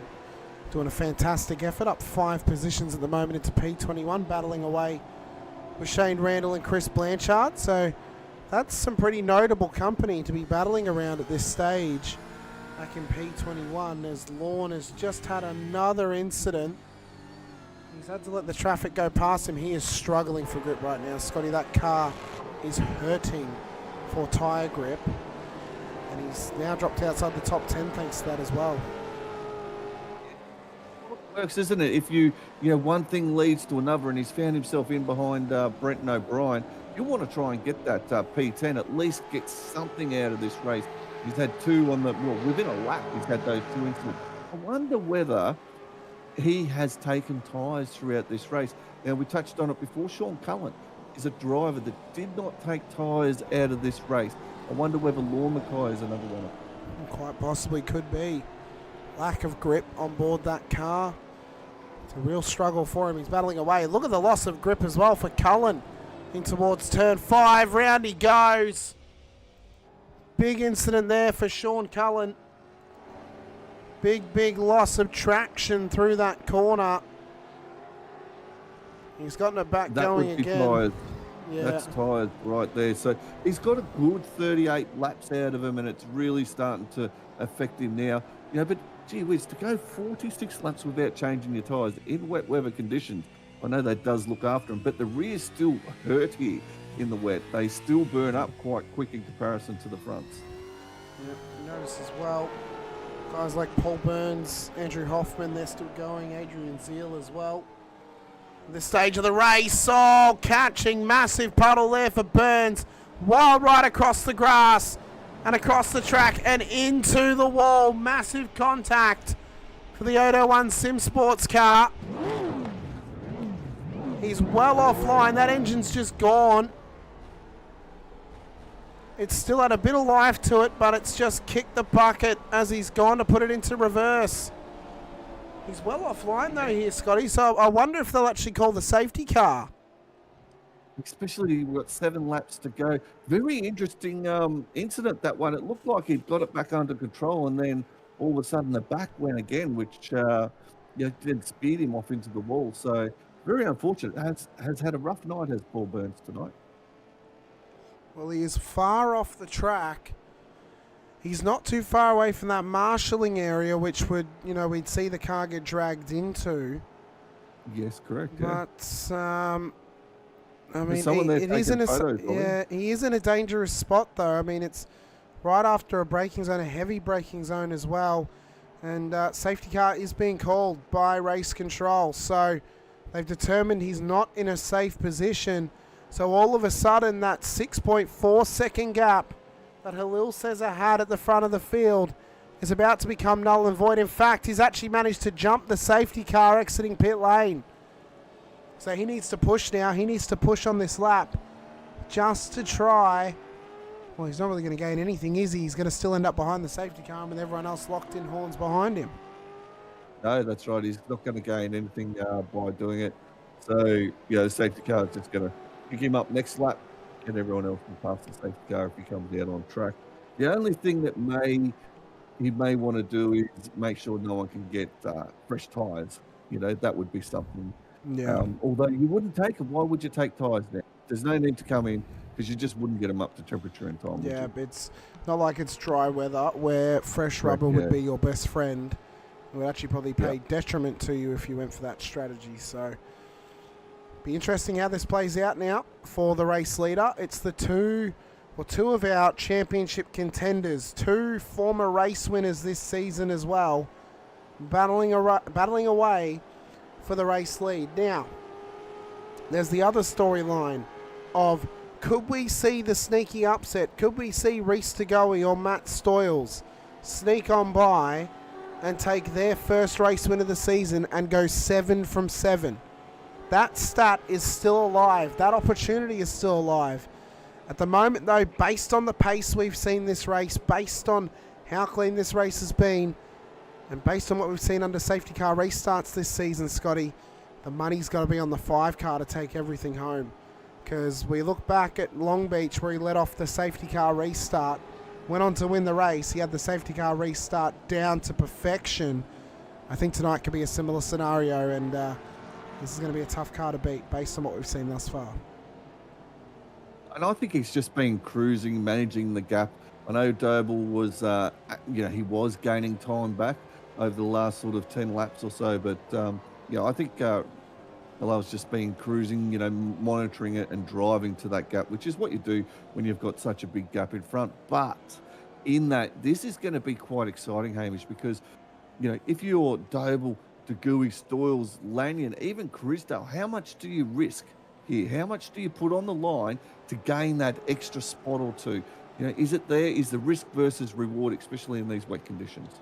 I think if you haven't won a race this season, so if you're in the position of Reese Tagoe, Matt Stoyles, Steve Lanyon, if you get the opportunity, go hell for leather. Have a crack at it. If you're Cesar, if you're Doble, arguably if you're Crisdale as well, you just want to try and solidify the position that you are in. You want to try and solidify the points. If Doble gets an opportunity to get past Cesar, he will take it 100%. There is no doubt about that. He will go for it because it'll be another race win to his name, and that'll only help him in this championship fight. But I don't think he's going to force the issue to try and create an opportunity, Scotty. I think he's going to hope that there's one that presents itself, like a bit of a free sample. I don't think he's going to try and force it, though. I think if it's there, he'll take it, but he won't try and kick the door in. It's an interesting one, isn't it? I do know one driver that will not be afraid to send him in these conditions. That is a driver in a P13. He's up to 9 positions. So it's been a good night. He's had been on and off the track a little bit throughout it. But Bruce Tannock, we know that he'll have a little bit of a send there. And, you see Horton and O'Brien in front. They'll be well aware of Tannock's ability. Something about the New Zealand drivers, they are very good in wet conditions, not only in real life, but on the sim as well. They are indeed. And there's a couple of Kiwis amongst this field, of course. Tannock being one of them, Heddersheet another as well. So they'll be hungry to fight this out for position. One of them, in fact, Reese Tagoe, up in P3 at the moment. So the Kiwis are looking good to get a solid result here tonight. That has been a great drive by Reese. He's had some really good competition around him, and to find himself up into that podium position at this stage with only a handful of laps to go on this restart.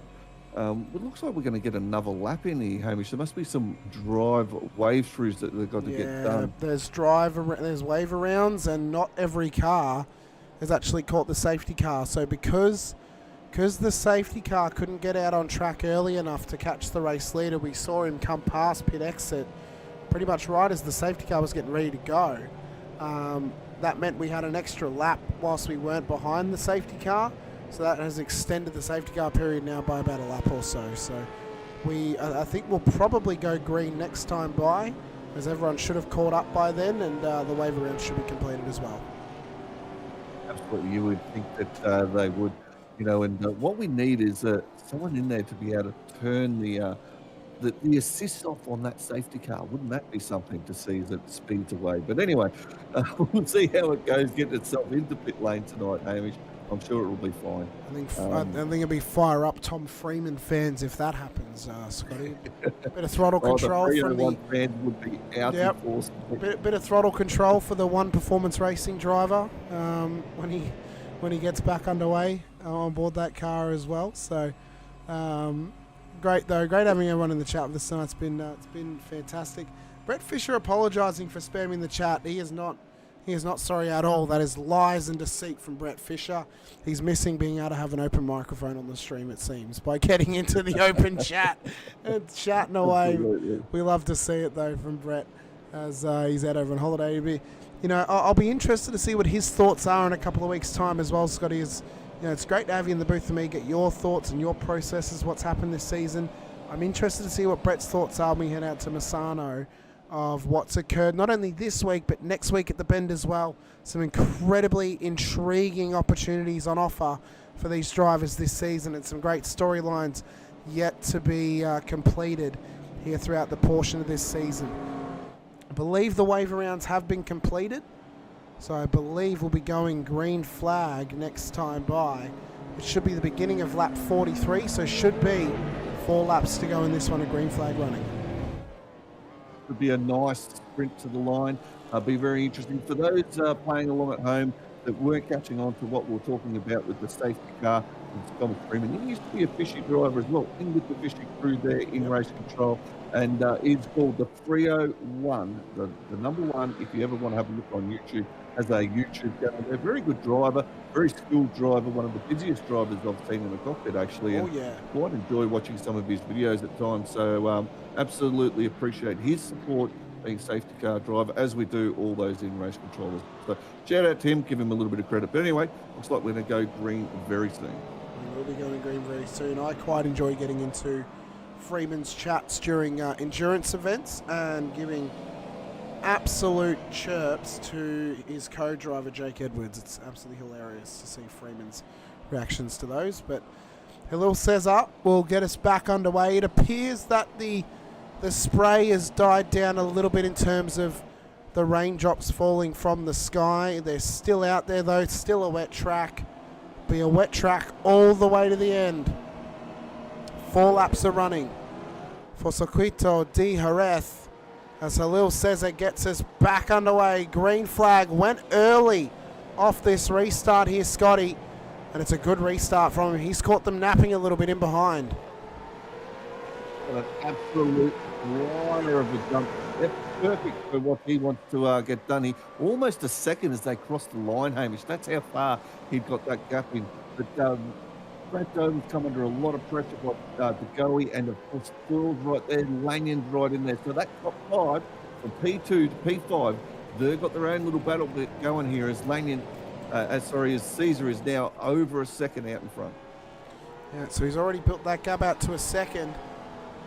And with only, 3.5 laps to go, well, it looks to be that could the curse be over? Could it be done and dusted tonight? Are we going to get our 2-time winner for the first time this season? And is it going to be Halil Cesar, which the stats say should be the projected champion? The stats previously, the last 2 seasons, the champion has come from a race win in round 3 of the season. And currently that moniker sits with Halil Cesar. As the battles continue on, Robert Crisdale, what a race for him thus far. Top 5 at the moment, has gotten past Steve Lanyon and has strategized his way there, Scotty. We thought, well, he could get buried in the field by taking the short stop early, but he's done well to strategize. He's only up 3 spots, but a top 5 finish tonight, that'll keep him in the championship hunt going forward. Absolutely, it was phenomenal. It was really good because he showcased us the tyres, the differences, the different strategies available to these drivers in these conditions. And it was that alternative strategy. It was a great watch. Well done by Robert Crisdale. Tim Melford to be able to regain back those positions that he lost earlier with an incident. He's up 7 positions, Hamish, into P8. That's a phenomenal drive by him. Oh, we see a driver there. I think that was Wade. It was. No, it was Lanyon. Lanyon. Yeah. He's in position. He got that all sorts of out there on the stand. Oh, he was all over the place. Nearly got the car beached off the bay as he went through turn 12 there. Now under pressure from Wade Reynolds and Tim Mulford, who is chasing him down at this stage. Fantastic race from Mulford thus far. Great comeback performance for him to get back up, not only past his position that he started, but into the top 10 as well. But he's looking ferocious and feisty when battling away here for P7 with Reynolds. Lap 44 of 46, 3 laps to go. Halil Cesar controls the field at the moment. Looks to be the Rainmaster of Split 2 after his previous performance last season at Interlagos and this current performance here tonight at Jerez, with an apparent second wet race to come this season and only 3 rounds to go after tonight. For my money, it's looking most likely to be Okayama in the last round of the season, but I could be wrong. Been proven wrong before. Happy to have that done so. But if it does go wet again this season, Scotty, it's going to be hard to look past Halil again. He's going to be one to keep an eye on when there's perspiration out there and there's moisture on the track. Yeah, absolutely it is. He is driven superbly, and so is Doble. He's driven fantastic. We see a little bit of another move up the inside. Mulford wants this. He's going the long way around. He's got the outside, but the inside, crucially, as they come up to the next turn, he's going to get this job done, Hamish. I have my money on Mulford to make it happen, and he has. Is Lanyon going to capitalise on it? He's had a look up on the inside, got himself up on the curve, didn't quite have the traction, the drive, like Mulford did, and that's another position up to P6 for the Phoenix Racing Team driver. Honestly, Mulford is driving one of his best races we have seen out of him here this evening. 3 traverses through pit lane here tonight. Contacted in the wall on lap 1 as Lanyon looks to go around the outside of Reynolds here for P7. A fantastic race though for Tim Mulford tonight. Finds him in P6 and 3 seconds away from a top 5. There's been a fantastic performance from him. Also need to give a big shout out to Pete Baxter. Got a message from him recently, I believe it was yesterday, just saying that unfortunately he's had to pull out this season due to health issues. He said hopefully everything will be sorted by the start of next season, but we just want to give a big shout out to Pete. Best wishes going to him, and hopefully we can see him back on track soon here in the Split 2 field. And I can only assume that the personal health issues are only being made worse by the constant rumours made by John Van Ree and co. that his brother Rob Baxter is looking to change teams. So hopefully that all gets sorted as well going forward. But big shout out to Pete Baxter and much love to him. Absolutely, he is one of those drivers or members of the community would be the better way to say it, has had a big influence on things, on how things perhaps are run, and his time in race control has been exceptionally well received, especially in the Pro Series. You've got to remember, Pete Baxter gave up all that time within that position of Chief of Race Control for the Pro Series, for the first couple of seasons while he got underway. So hope you get well soon, Pete. Matt Stoyles has now lost out position here to Rob Crisdale, who's managed to get up into P4. So once again, not that bad of a loss tonight for Rob, and has strategized his way into this position. It's been fantastic to see. And we've also got to give a shout out to some of the other drivers in the field who may not feature tonight in the Driver of the Day nominations, but I do want to give them a shout out. Darren Crosby was mentioned, did get a penalty early in the race, but has come back to P19 in a great effort here tonight. Chris Blanchard up 4 as well in a great effort. Sean Cullen in P22 has driven a fantastic race back there. And then I think as well we've got to give a shout out to Matty Monday up 6 positions, Tannick up 10, and then also to Mark Houghton, who has remained in P11 to this stage of the race, tucked right in behind his teammate Lorne Mackay as they battle away for P10. Some great driving from some of these drivers out there. Absolutely has been a great result for them, and everyone who has completed this here should be absolutely satisfied with their race. Maybe it didn't go your way, maybe it did, but the challenge, that's what it's about as drivers, and they took on the challenge. They turned up, it was wet, it was raining hard, there was a lot of water, a lot of challenges along the way, but it's Halal Caesar here tonight, ladies and gentlemen. It is his race. We've got Brad Doble less than 0.6 behind, going offline, Hamish, as we talked about, just to spot your braking marker again. It is not over. He's gaining in. He's down to 0.5. Yeah, Halil dropped a little bit of time across that last lap to Doble in behind him. Could it be a last lap dash for Brad Doble to try and steal the race win if he can? For Halil Cesar, this gap is shrinking at this stage. Could it be second race win shrinking away from him as well? I don't know if there's an issue on the car at the moment. Maybe he's just lifted off a little bit to make sure that he maintains this race lead and he maintains this performance here tonight as well. We've gone 6 races this season, the first 6 rounds with 6 different winners. Trent Allen, Brad Doble, Halil Cesar, Bruce Tannock, Brenton O'Brien and Chad Viger. Our 6 winners thus far this season, but we get to round 7 and we get to our first double race winner of the season as Halil Cesar comes through the final corner, takes home the race win in the wet conditions at Circuito De Jerez here this evening. Brad Doble comes home P2 and Reese DeGoey an impressive performance on the podium in P3, Chrisdale P4, Stoyles P5, Mulford, Lanyon, Reynolds, Mackay the top 10. There's been an incident on the main straight to the start-finish line with Mark Houghton and Bruce Tannock. They're dropping spots at the moment, but a fantastic race from Halil Cesar finds him as the only 2-time race winner this season in a fantastic effort. And I'll give you another stat here, Scotty, and I'm just going to quickly double check that the stat is correct before I start talking out my behind a little bit here.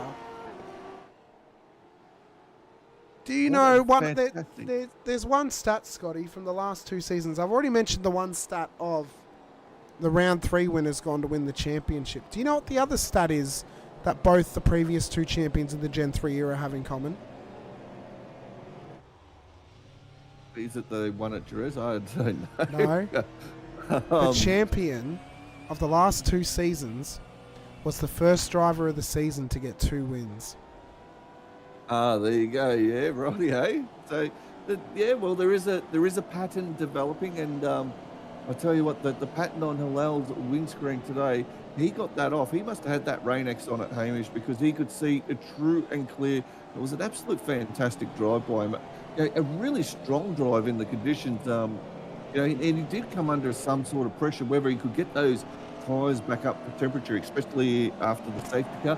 Perhaps not quite where he would want them, and Doble was able to come back at him, which made it quite exciting. So really good drive by Brad Doble. A couple other really noticeable drives. Robert Chrisdale, we've touched on. He got himself up into P4. He got that pass done on stalls. That was fantastic. And a couple other ones there that I was really impressed with.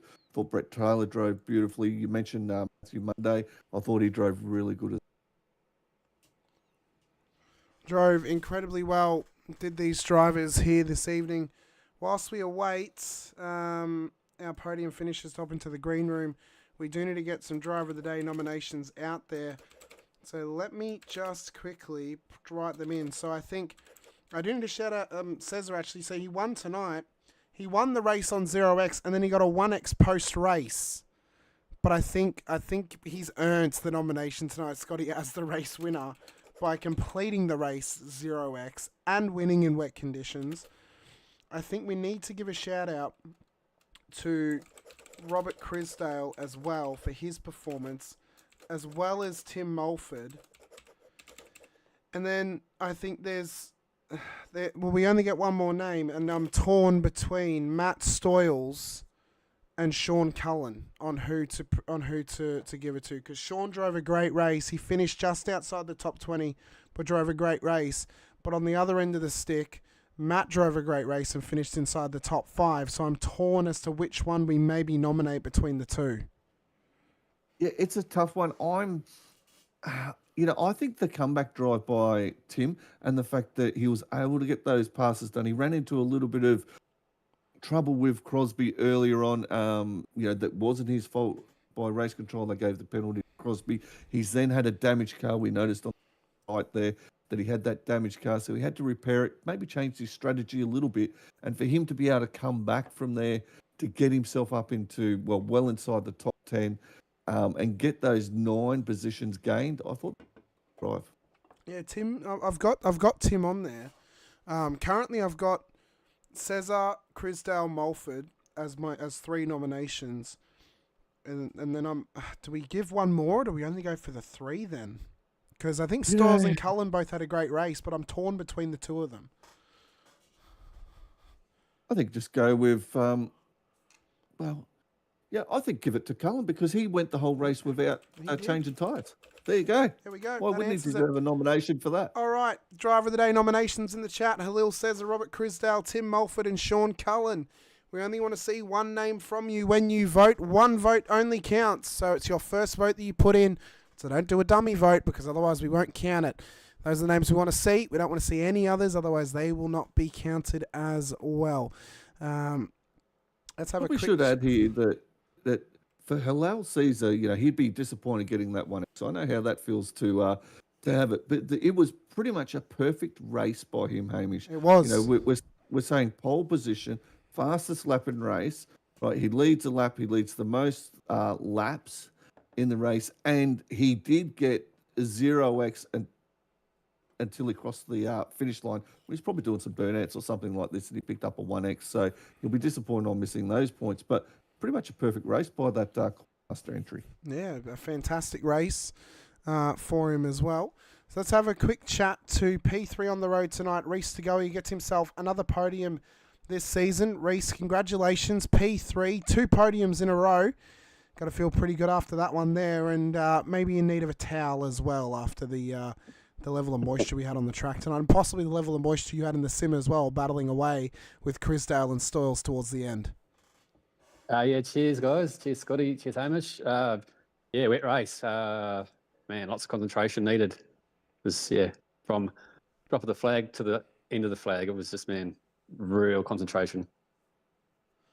Yeah, well, you absolutely drove beautifully, Reese, and congratulations on P3 tonight. That was a sensation. You had great pace too, especially in quali. You qualified P2, so phenomenal effort there. How do you find these wet races, and would you like to see some more or some varying conditions like that within the Vets League, and how did you handle it? Perhaps the team go about leading up to this race tonight?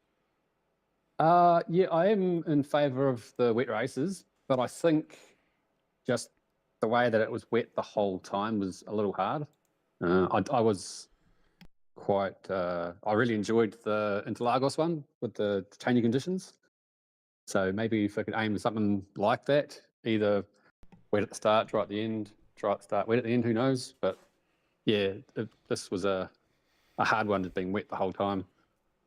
Well, there's heavy rumours, Reese, obviously. So there were rumours that we're getting a hot race this season, and we're apparently going to be getting a second wet race, which I believe is going to be changing conditions. Either I think it should be wet to dry, where you have to decide when to change onto the dry tyre. And for me personally, I think the with 3 rounds left, one of them being our enduro race next week at the Bend, I think most likely it's going to be Misano as the hot race and Okayama as the wet to dry race. If that is the case, obviously for the next 3 weeks we get enduro, then we get hot, and then we get wet to dry. How do you think those 3 races are going to stack up, not only for yourself, but maybe for the competitors around you? Because you obviously, you get the golden ticket, you get the best seat in the house racing around these guys each week. How do you think they could stack up across the rest of this season, and how that could maybe shape the championship a little bit as well? Yeah, the Bend is going to be, I think, quite a key factor for the championship because it's a new track. It's a lot more technical than first thought. I've done a few laps so far, and it's very technical. And obviously, being the enduro, just a lot of concentration for 300 Ks. I'm not going to be here for Mazzano, so I'm actually in Bali myself. So I'm not going to be around 9. And then maybe a wet race in Okayama would be really good, actually. I think the track would suit probably changing conditions. Well, that was one of my thought processes at the start of the season, Scotty. Was Okayama makes the most sense. We've got 2 new tracks. Misano's going to be tough to learn because it's very GT heavy, and how you have to approach it. A lot of low-speed corners, hard braking zones, some medium-speed corners too. I think it actually suits warm weather more so. And then the bend next week, we want to do well at the bend, don't we, Scotty? We want to have a fun race, so we want to have it in the dry where you can attack the track as much as possible. Yeah, absolutely. I'll throw it out here. What about a hot, wet race? You know, you have a hot track, it dries very, very quickly. Interesting one to throw out there. But Reece, you drove absolutely beautifully tonight. You mentioned going over to Bali. You're going to get hold of Brett and find out where all the lady boys that he mentioned are at, mate. I'm sure you can avoid those areas. But yeah, definitely not get me. yourself a Bing Tang singlet. That's what Bali's all about, mate. Absolutely. Sounds good. Plenty of bintangs, yes, for sure. Well, Reece, a phenomenal effort from yourself once again. Massive congratulations on your podium here this evening. Let us know who helps get you out on track. Anyone else you wish to give a shout out to as well. For myself and Scotty, congrats on the podium, and best of luck next week out at the bend. We look forward to seeing how you go. Yeah, thanks, guys. Thanks for the broadcast. So, yeah, sponsors being Shared Genius, Spit on Ag, Grunt Designs, Minogue Fitness, and just shout out to the rest of the lads in the team. Now that they're back from school holidays, we're all getting on the sim and practicing together. So it's coming along well. Well, Reece, congratulations. Best of luck at the bend next week. Looking forward to seeing how you go, and looking forward to seeing if you can maybe sneak yourself your first win of the season. We're not going to go 8 from 8 this season, but we could still get a 7th different winner, and it could be you. You're looking pretty good for it at the moment. Well done. Oh, cheeky one would be nice. Yeah. Cheers, guys. No worries. Thank you. Job, mate. Well done. Reece to go there, our P3 on the road here this evening. Next up, we have our what can only be described as dominant race winner here this evening. He's the championship leader as well. He's extended his championship lead on board the number 5 Infinity Motorsports car, driven by Cooler Master as well. Halil Cesar. Halil, congratulations on your race win in wet conditions. Extend your championship lead now with, Brad was really sniffing down your neck coming into this race. Only 1 point was separating you. Now you've got a bit nicer of a gap, and you're the first driver this season to get your second race win as well. How are you feeling after that one, and what's the pressure like leading into the bend next week off the back of this? Yeah, thanks, guys. Great call again. It's 9 points. It's still very tight. I think, like I was just saying to Reece before, been in many championships, and I've never really seen a championship where like 1 to 10 is like spread by less than 100 points, which is really, really great by everyone who's been taking part of this split at the moment. Look, that race was challenging, so looking forward to the bend. I've done some laps there in previous seasons in the past of other games, but it's a very technical, a lot of fast corners, so it's going to be interesting in the long run. Yeah, you drove absolutely beautifully tonight, Halal. Probably one of the best drives that I've seen you drive. And I've been around a little while and watched you drive, especially in Split 1. You are from Split 1. You've driven in there. You've had some great races as well. But tonight, that was absolute perfect, mate. You had it under control the whole way. I guess we asked this question to Reece. How do you like the wet tracks and the changing and perhaps the direction that Vets looks like it may be going by, incorporating a little bit of difference to the normal sort of tracks that we get into our racing here on Thursday night? And is this something that you'd like to continue?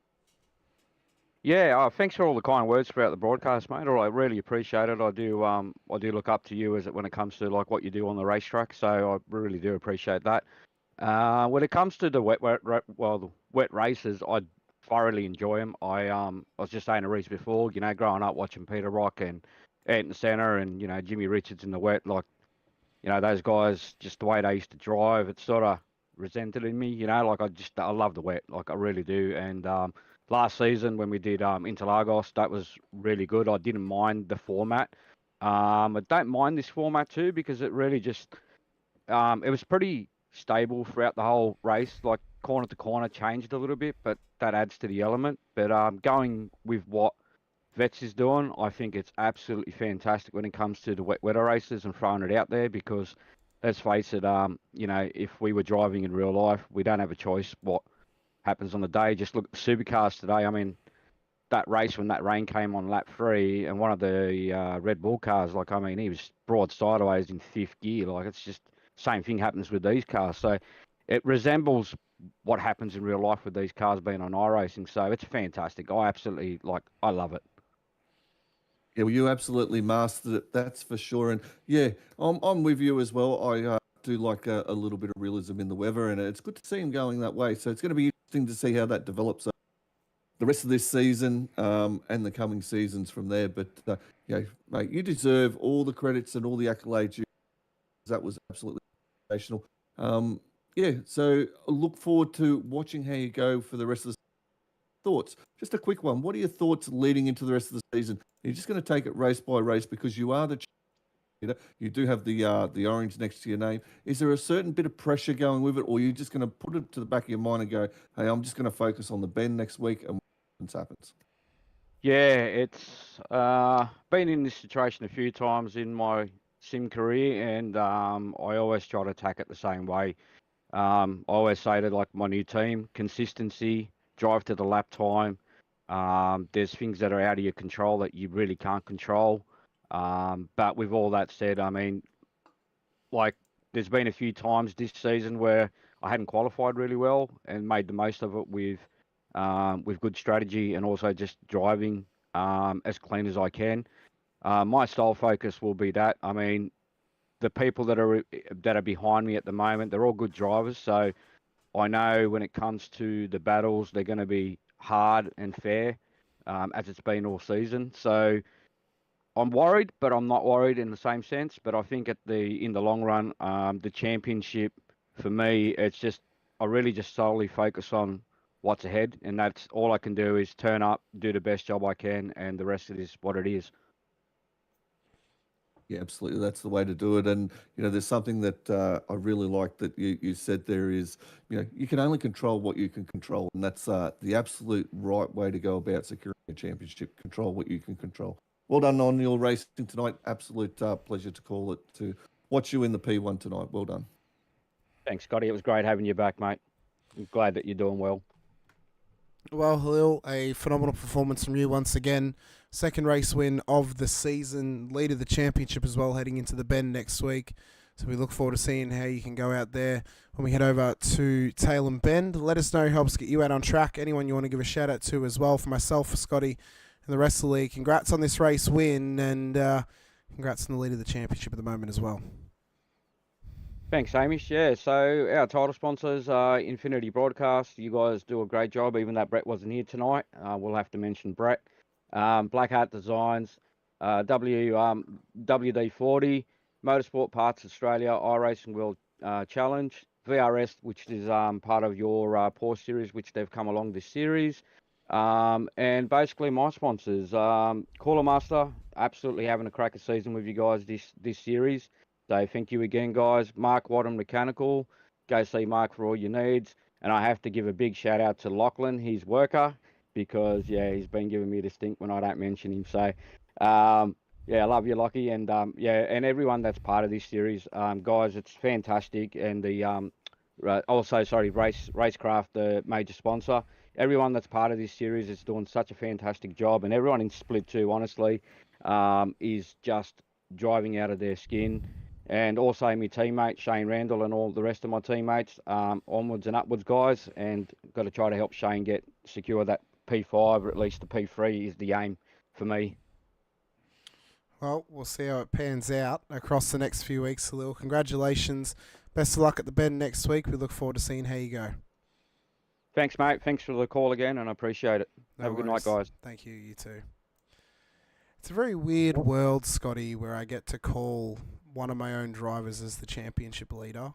It's a very tall poppy scenario at the moment.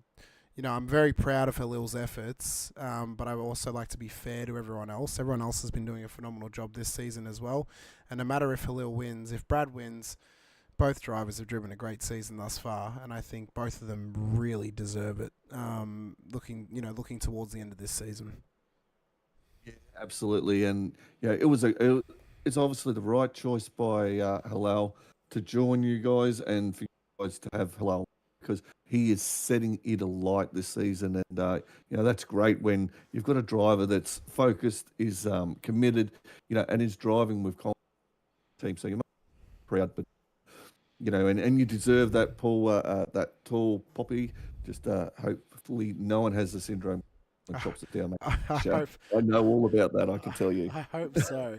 I have gone through and counted the votes here tonight for the Driver of the Day award as well, and earning the Chubby Buns Burgers Driver of the Day award this evening in an incredible comeback drive to go up 9 positions into the top 10. Tim Mulford this evening has won the Driver of the Day award for Phoenix Racing Team, and a fantastic effort from Tim. Congratulations to him. He's won himself a Chubby Buns, and hopefully he can continue this sort of run. Out of championship contention at the moment this season on the stats side of things, but he's a driver that if he can put a complete season together, he will be a challenger at some stage. I have no doubts about that. So congrats to Tim on the Driver of the Day award. Fantastic effort from him here this evening. And commiserations to Sean Cullen. He was actually the only other driver to get a nomination vote from the chat as well. Both Halil and Chrisdale too. Halil, the race winner, didn't even get a nomination for winning the race and going 0x. So I feel like he's just cursed at this stage of being able to win Driver of the Day this season, apparently. But no, congrats to Tim. That's a fantastic effort, and I think it could have gone to any one of those guys. It absolutely could have, and you're right. Halal was more than worthy of winning it, but the drive by Tim to face adversities in a race like he did.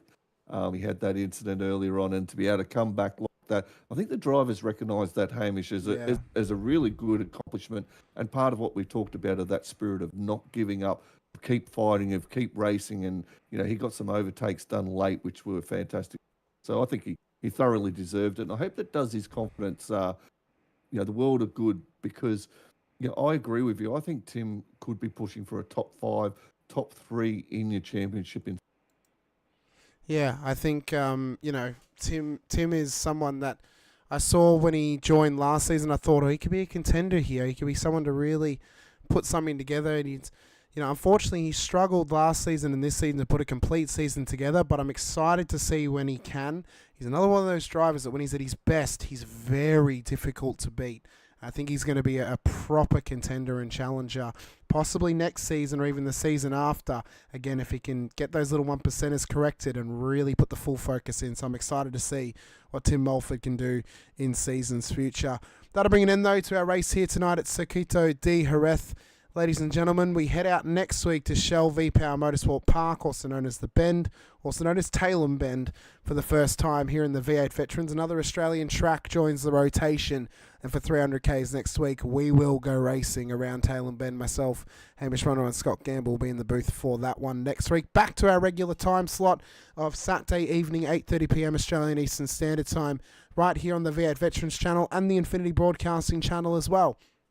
If you're watching over on the Infinity Broadcasting channel, I heavily implore you and ask you if you could please, if you haven't done so already, hit the like button, the subscribe, the bell icon too, so you're notified whenever we go racing on the channel. Next up on the docket, Monday night, round 9 of season 2 of the VRS Porsche Cup Series by way of the iRacing World Challenge. Myself and Brett O'Brien in the booth for that one as we go racing at Long Beach for the final sprint round of the season prior to next week's final round out at Belle Isle. After that, Friday night, 8pm Australian Eastern Standard Time, the IWC Rodknock Cup goes racing once again. For the next round of that series, we'll be heading out for more ARCA action, racing out at Phoenix Speedway next week for 85 laps as well. If you're watching on the V8 Veterans channel, hit the like button, the subscribe, the bell icon as well, so you're notified whenever we go racing here with the Split 2, Split 3 and Split 4 action.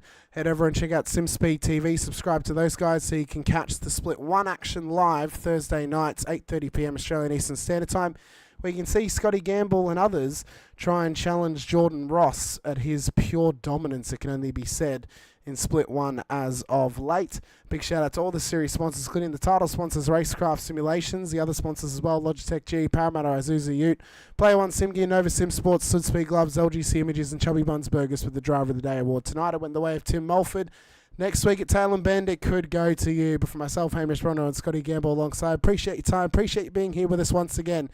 See you guys next time. But until then, stay safe, drive hard, and as always, bye for now.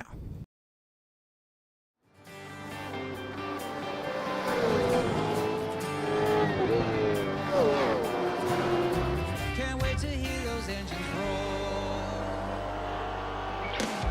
Hot days and summer nights, finish line in the sights. Can't wait to hear those engines roar. There'll be sparks flying, rubber burning, doors banging, temperatures rising. Can't wait to hear those engines roar. There'll be hot days and summer nights, finish line in the sights. Can't wait to hear those engines roar. There'll be sparks flying, rubber burning, doors banging, temperatures rising. Can't wait to hear those engines roar. They're gonna roll. Ooh, they're gonna roll.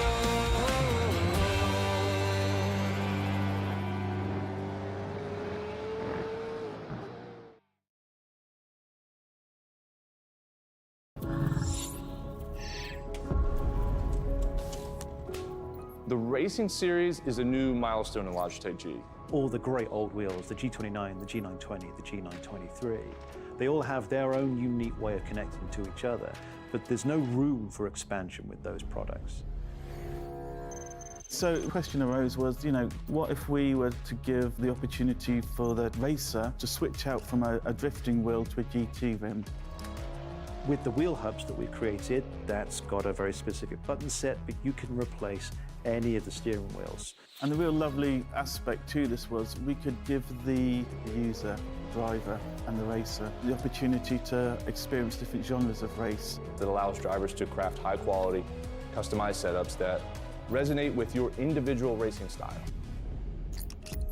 When we start with the design, we always start sketching. Very often, once we've got sketches, we start discussing with engineering.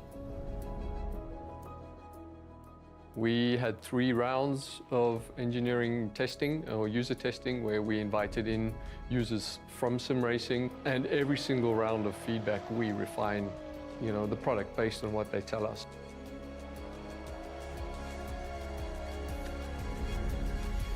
In the sim racing lab, again, we're going to use data to really analyze what a driver needs. We've used everything from eye tracking to the inputs from the pedals, the inputs from the, let's just say, input devices, the wheel and the pedals, the shifter. We're taking that and we're compiling it so that we can build different products based on those individuals' needs for all consumers and all drivers. I don't know of anyone else in the industry that's actually doing this kind of research into their products to see how their products are affecting performance of their users. We've built the product to make sure that it's as reliable as possible. So the innovations in engineering that I'd say we're most proud of is the sequential handbrake and shifter toolless changeover. This is now a patented system, so it's really easy for the user to just switch between modes. If you give people the tools to do what they want, they will. They will just go off and have fun.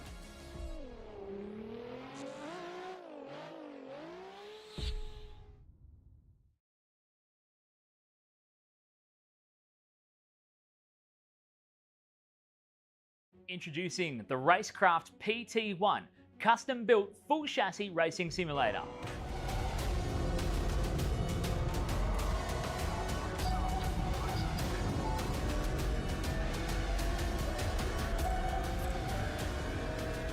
The design project, codenamed The Cage, an 80/40 extrusion chassis sitting on top of a Sigma Integrale DK2 Plus 4-point full motion actuator system.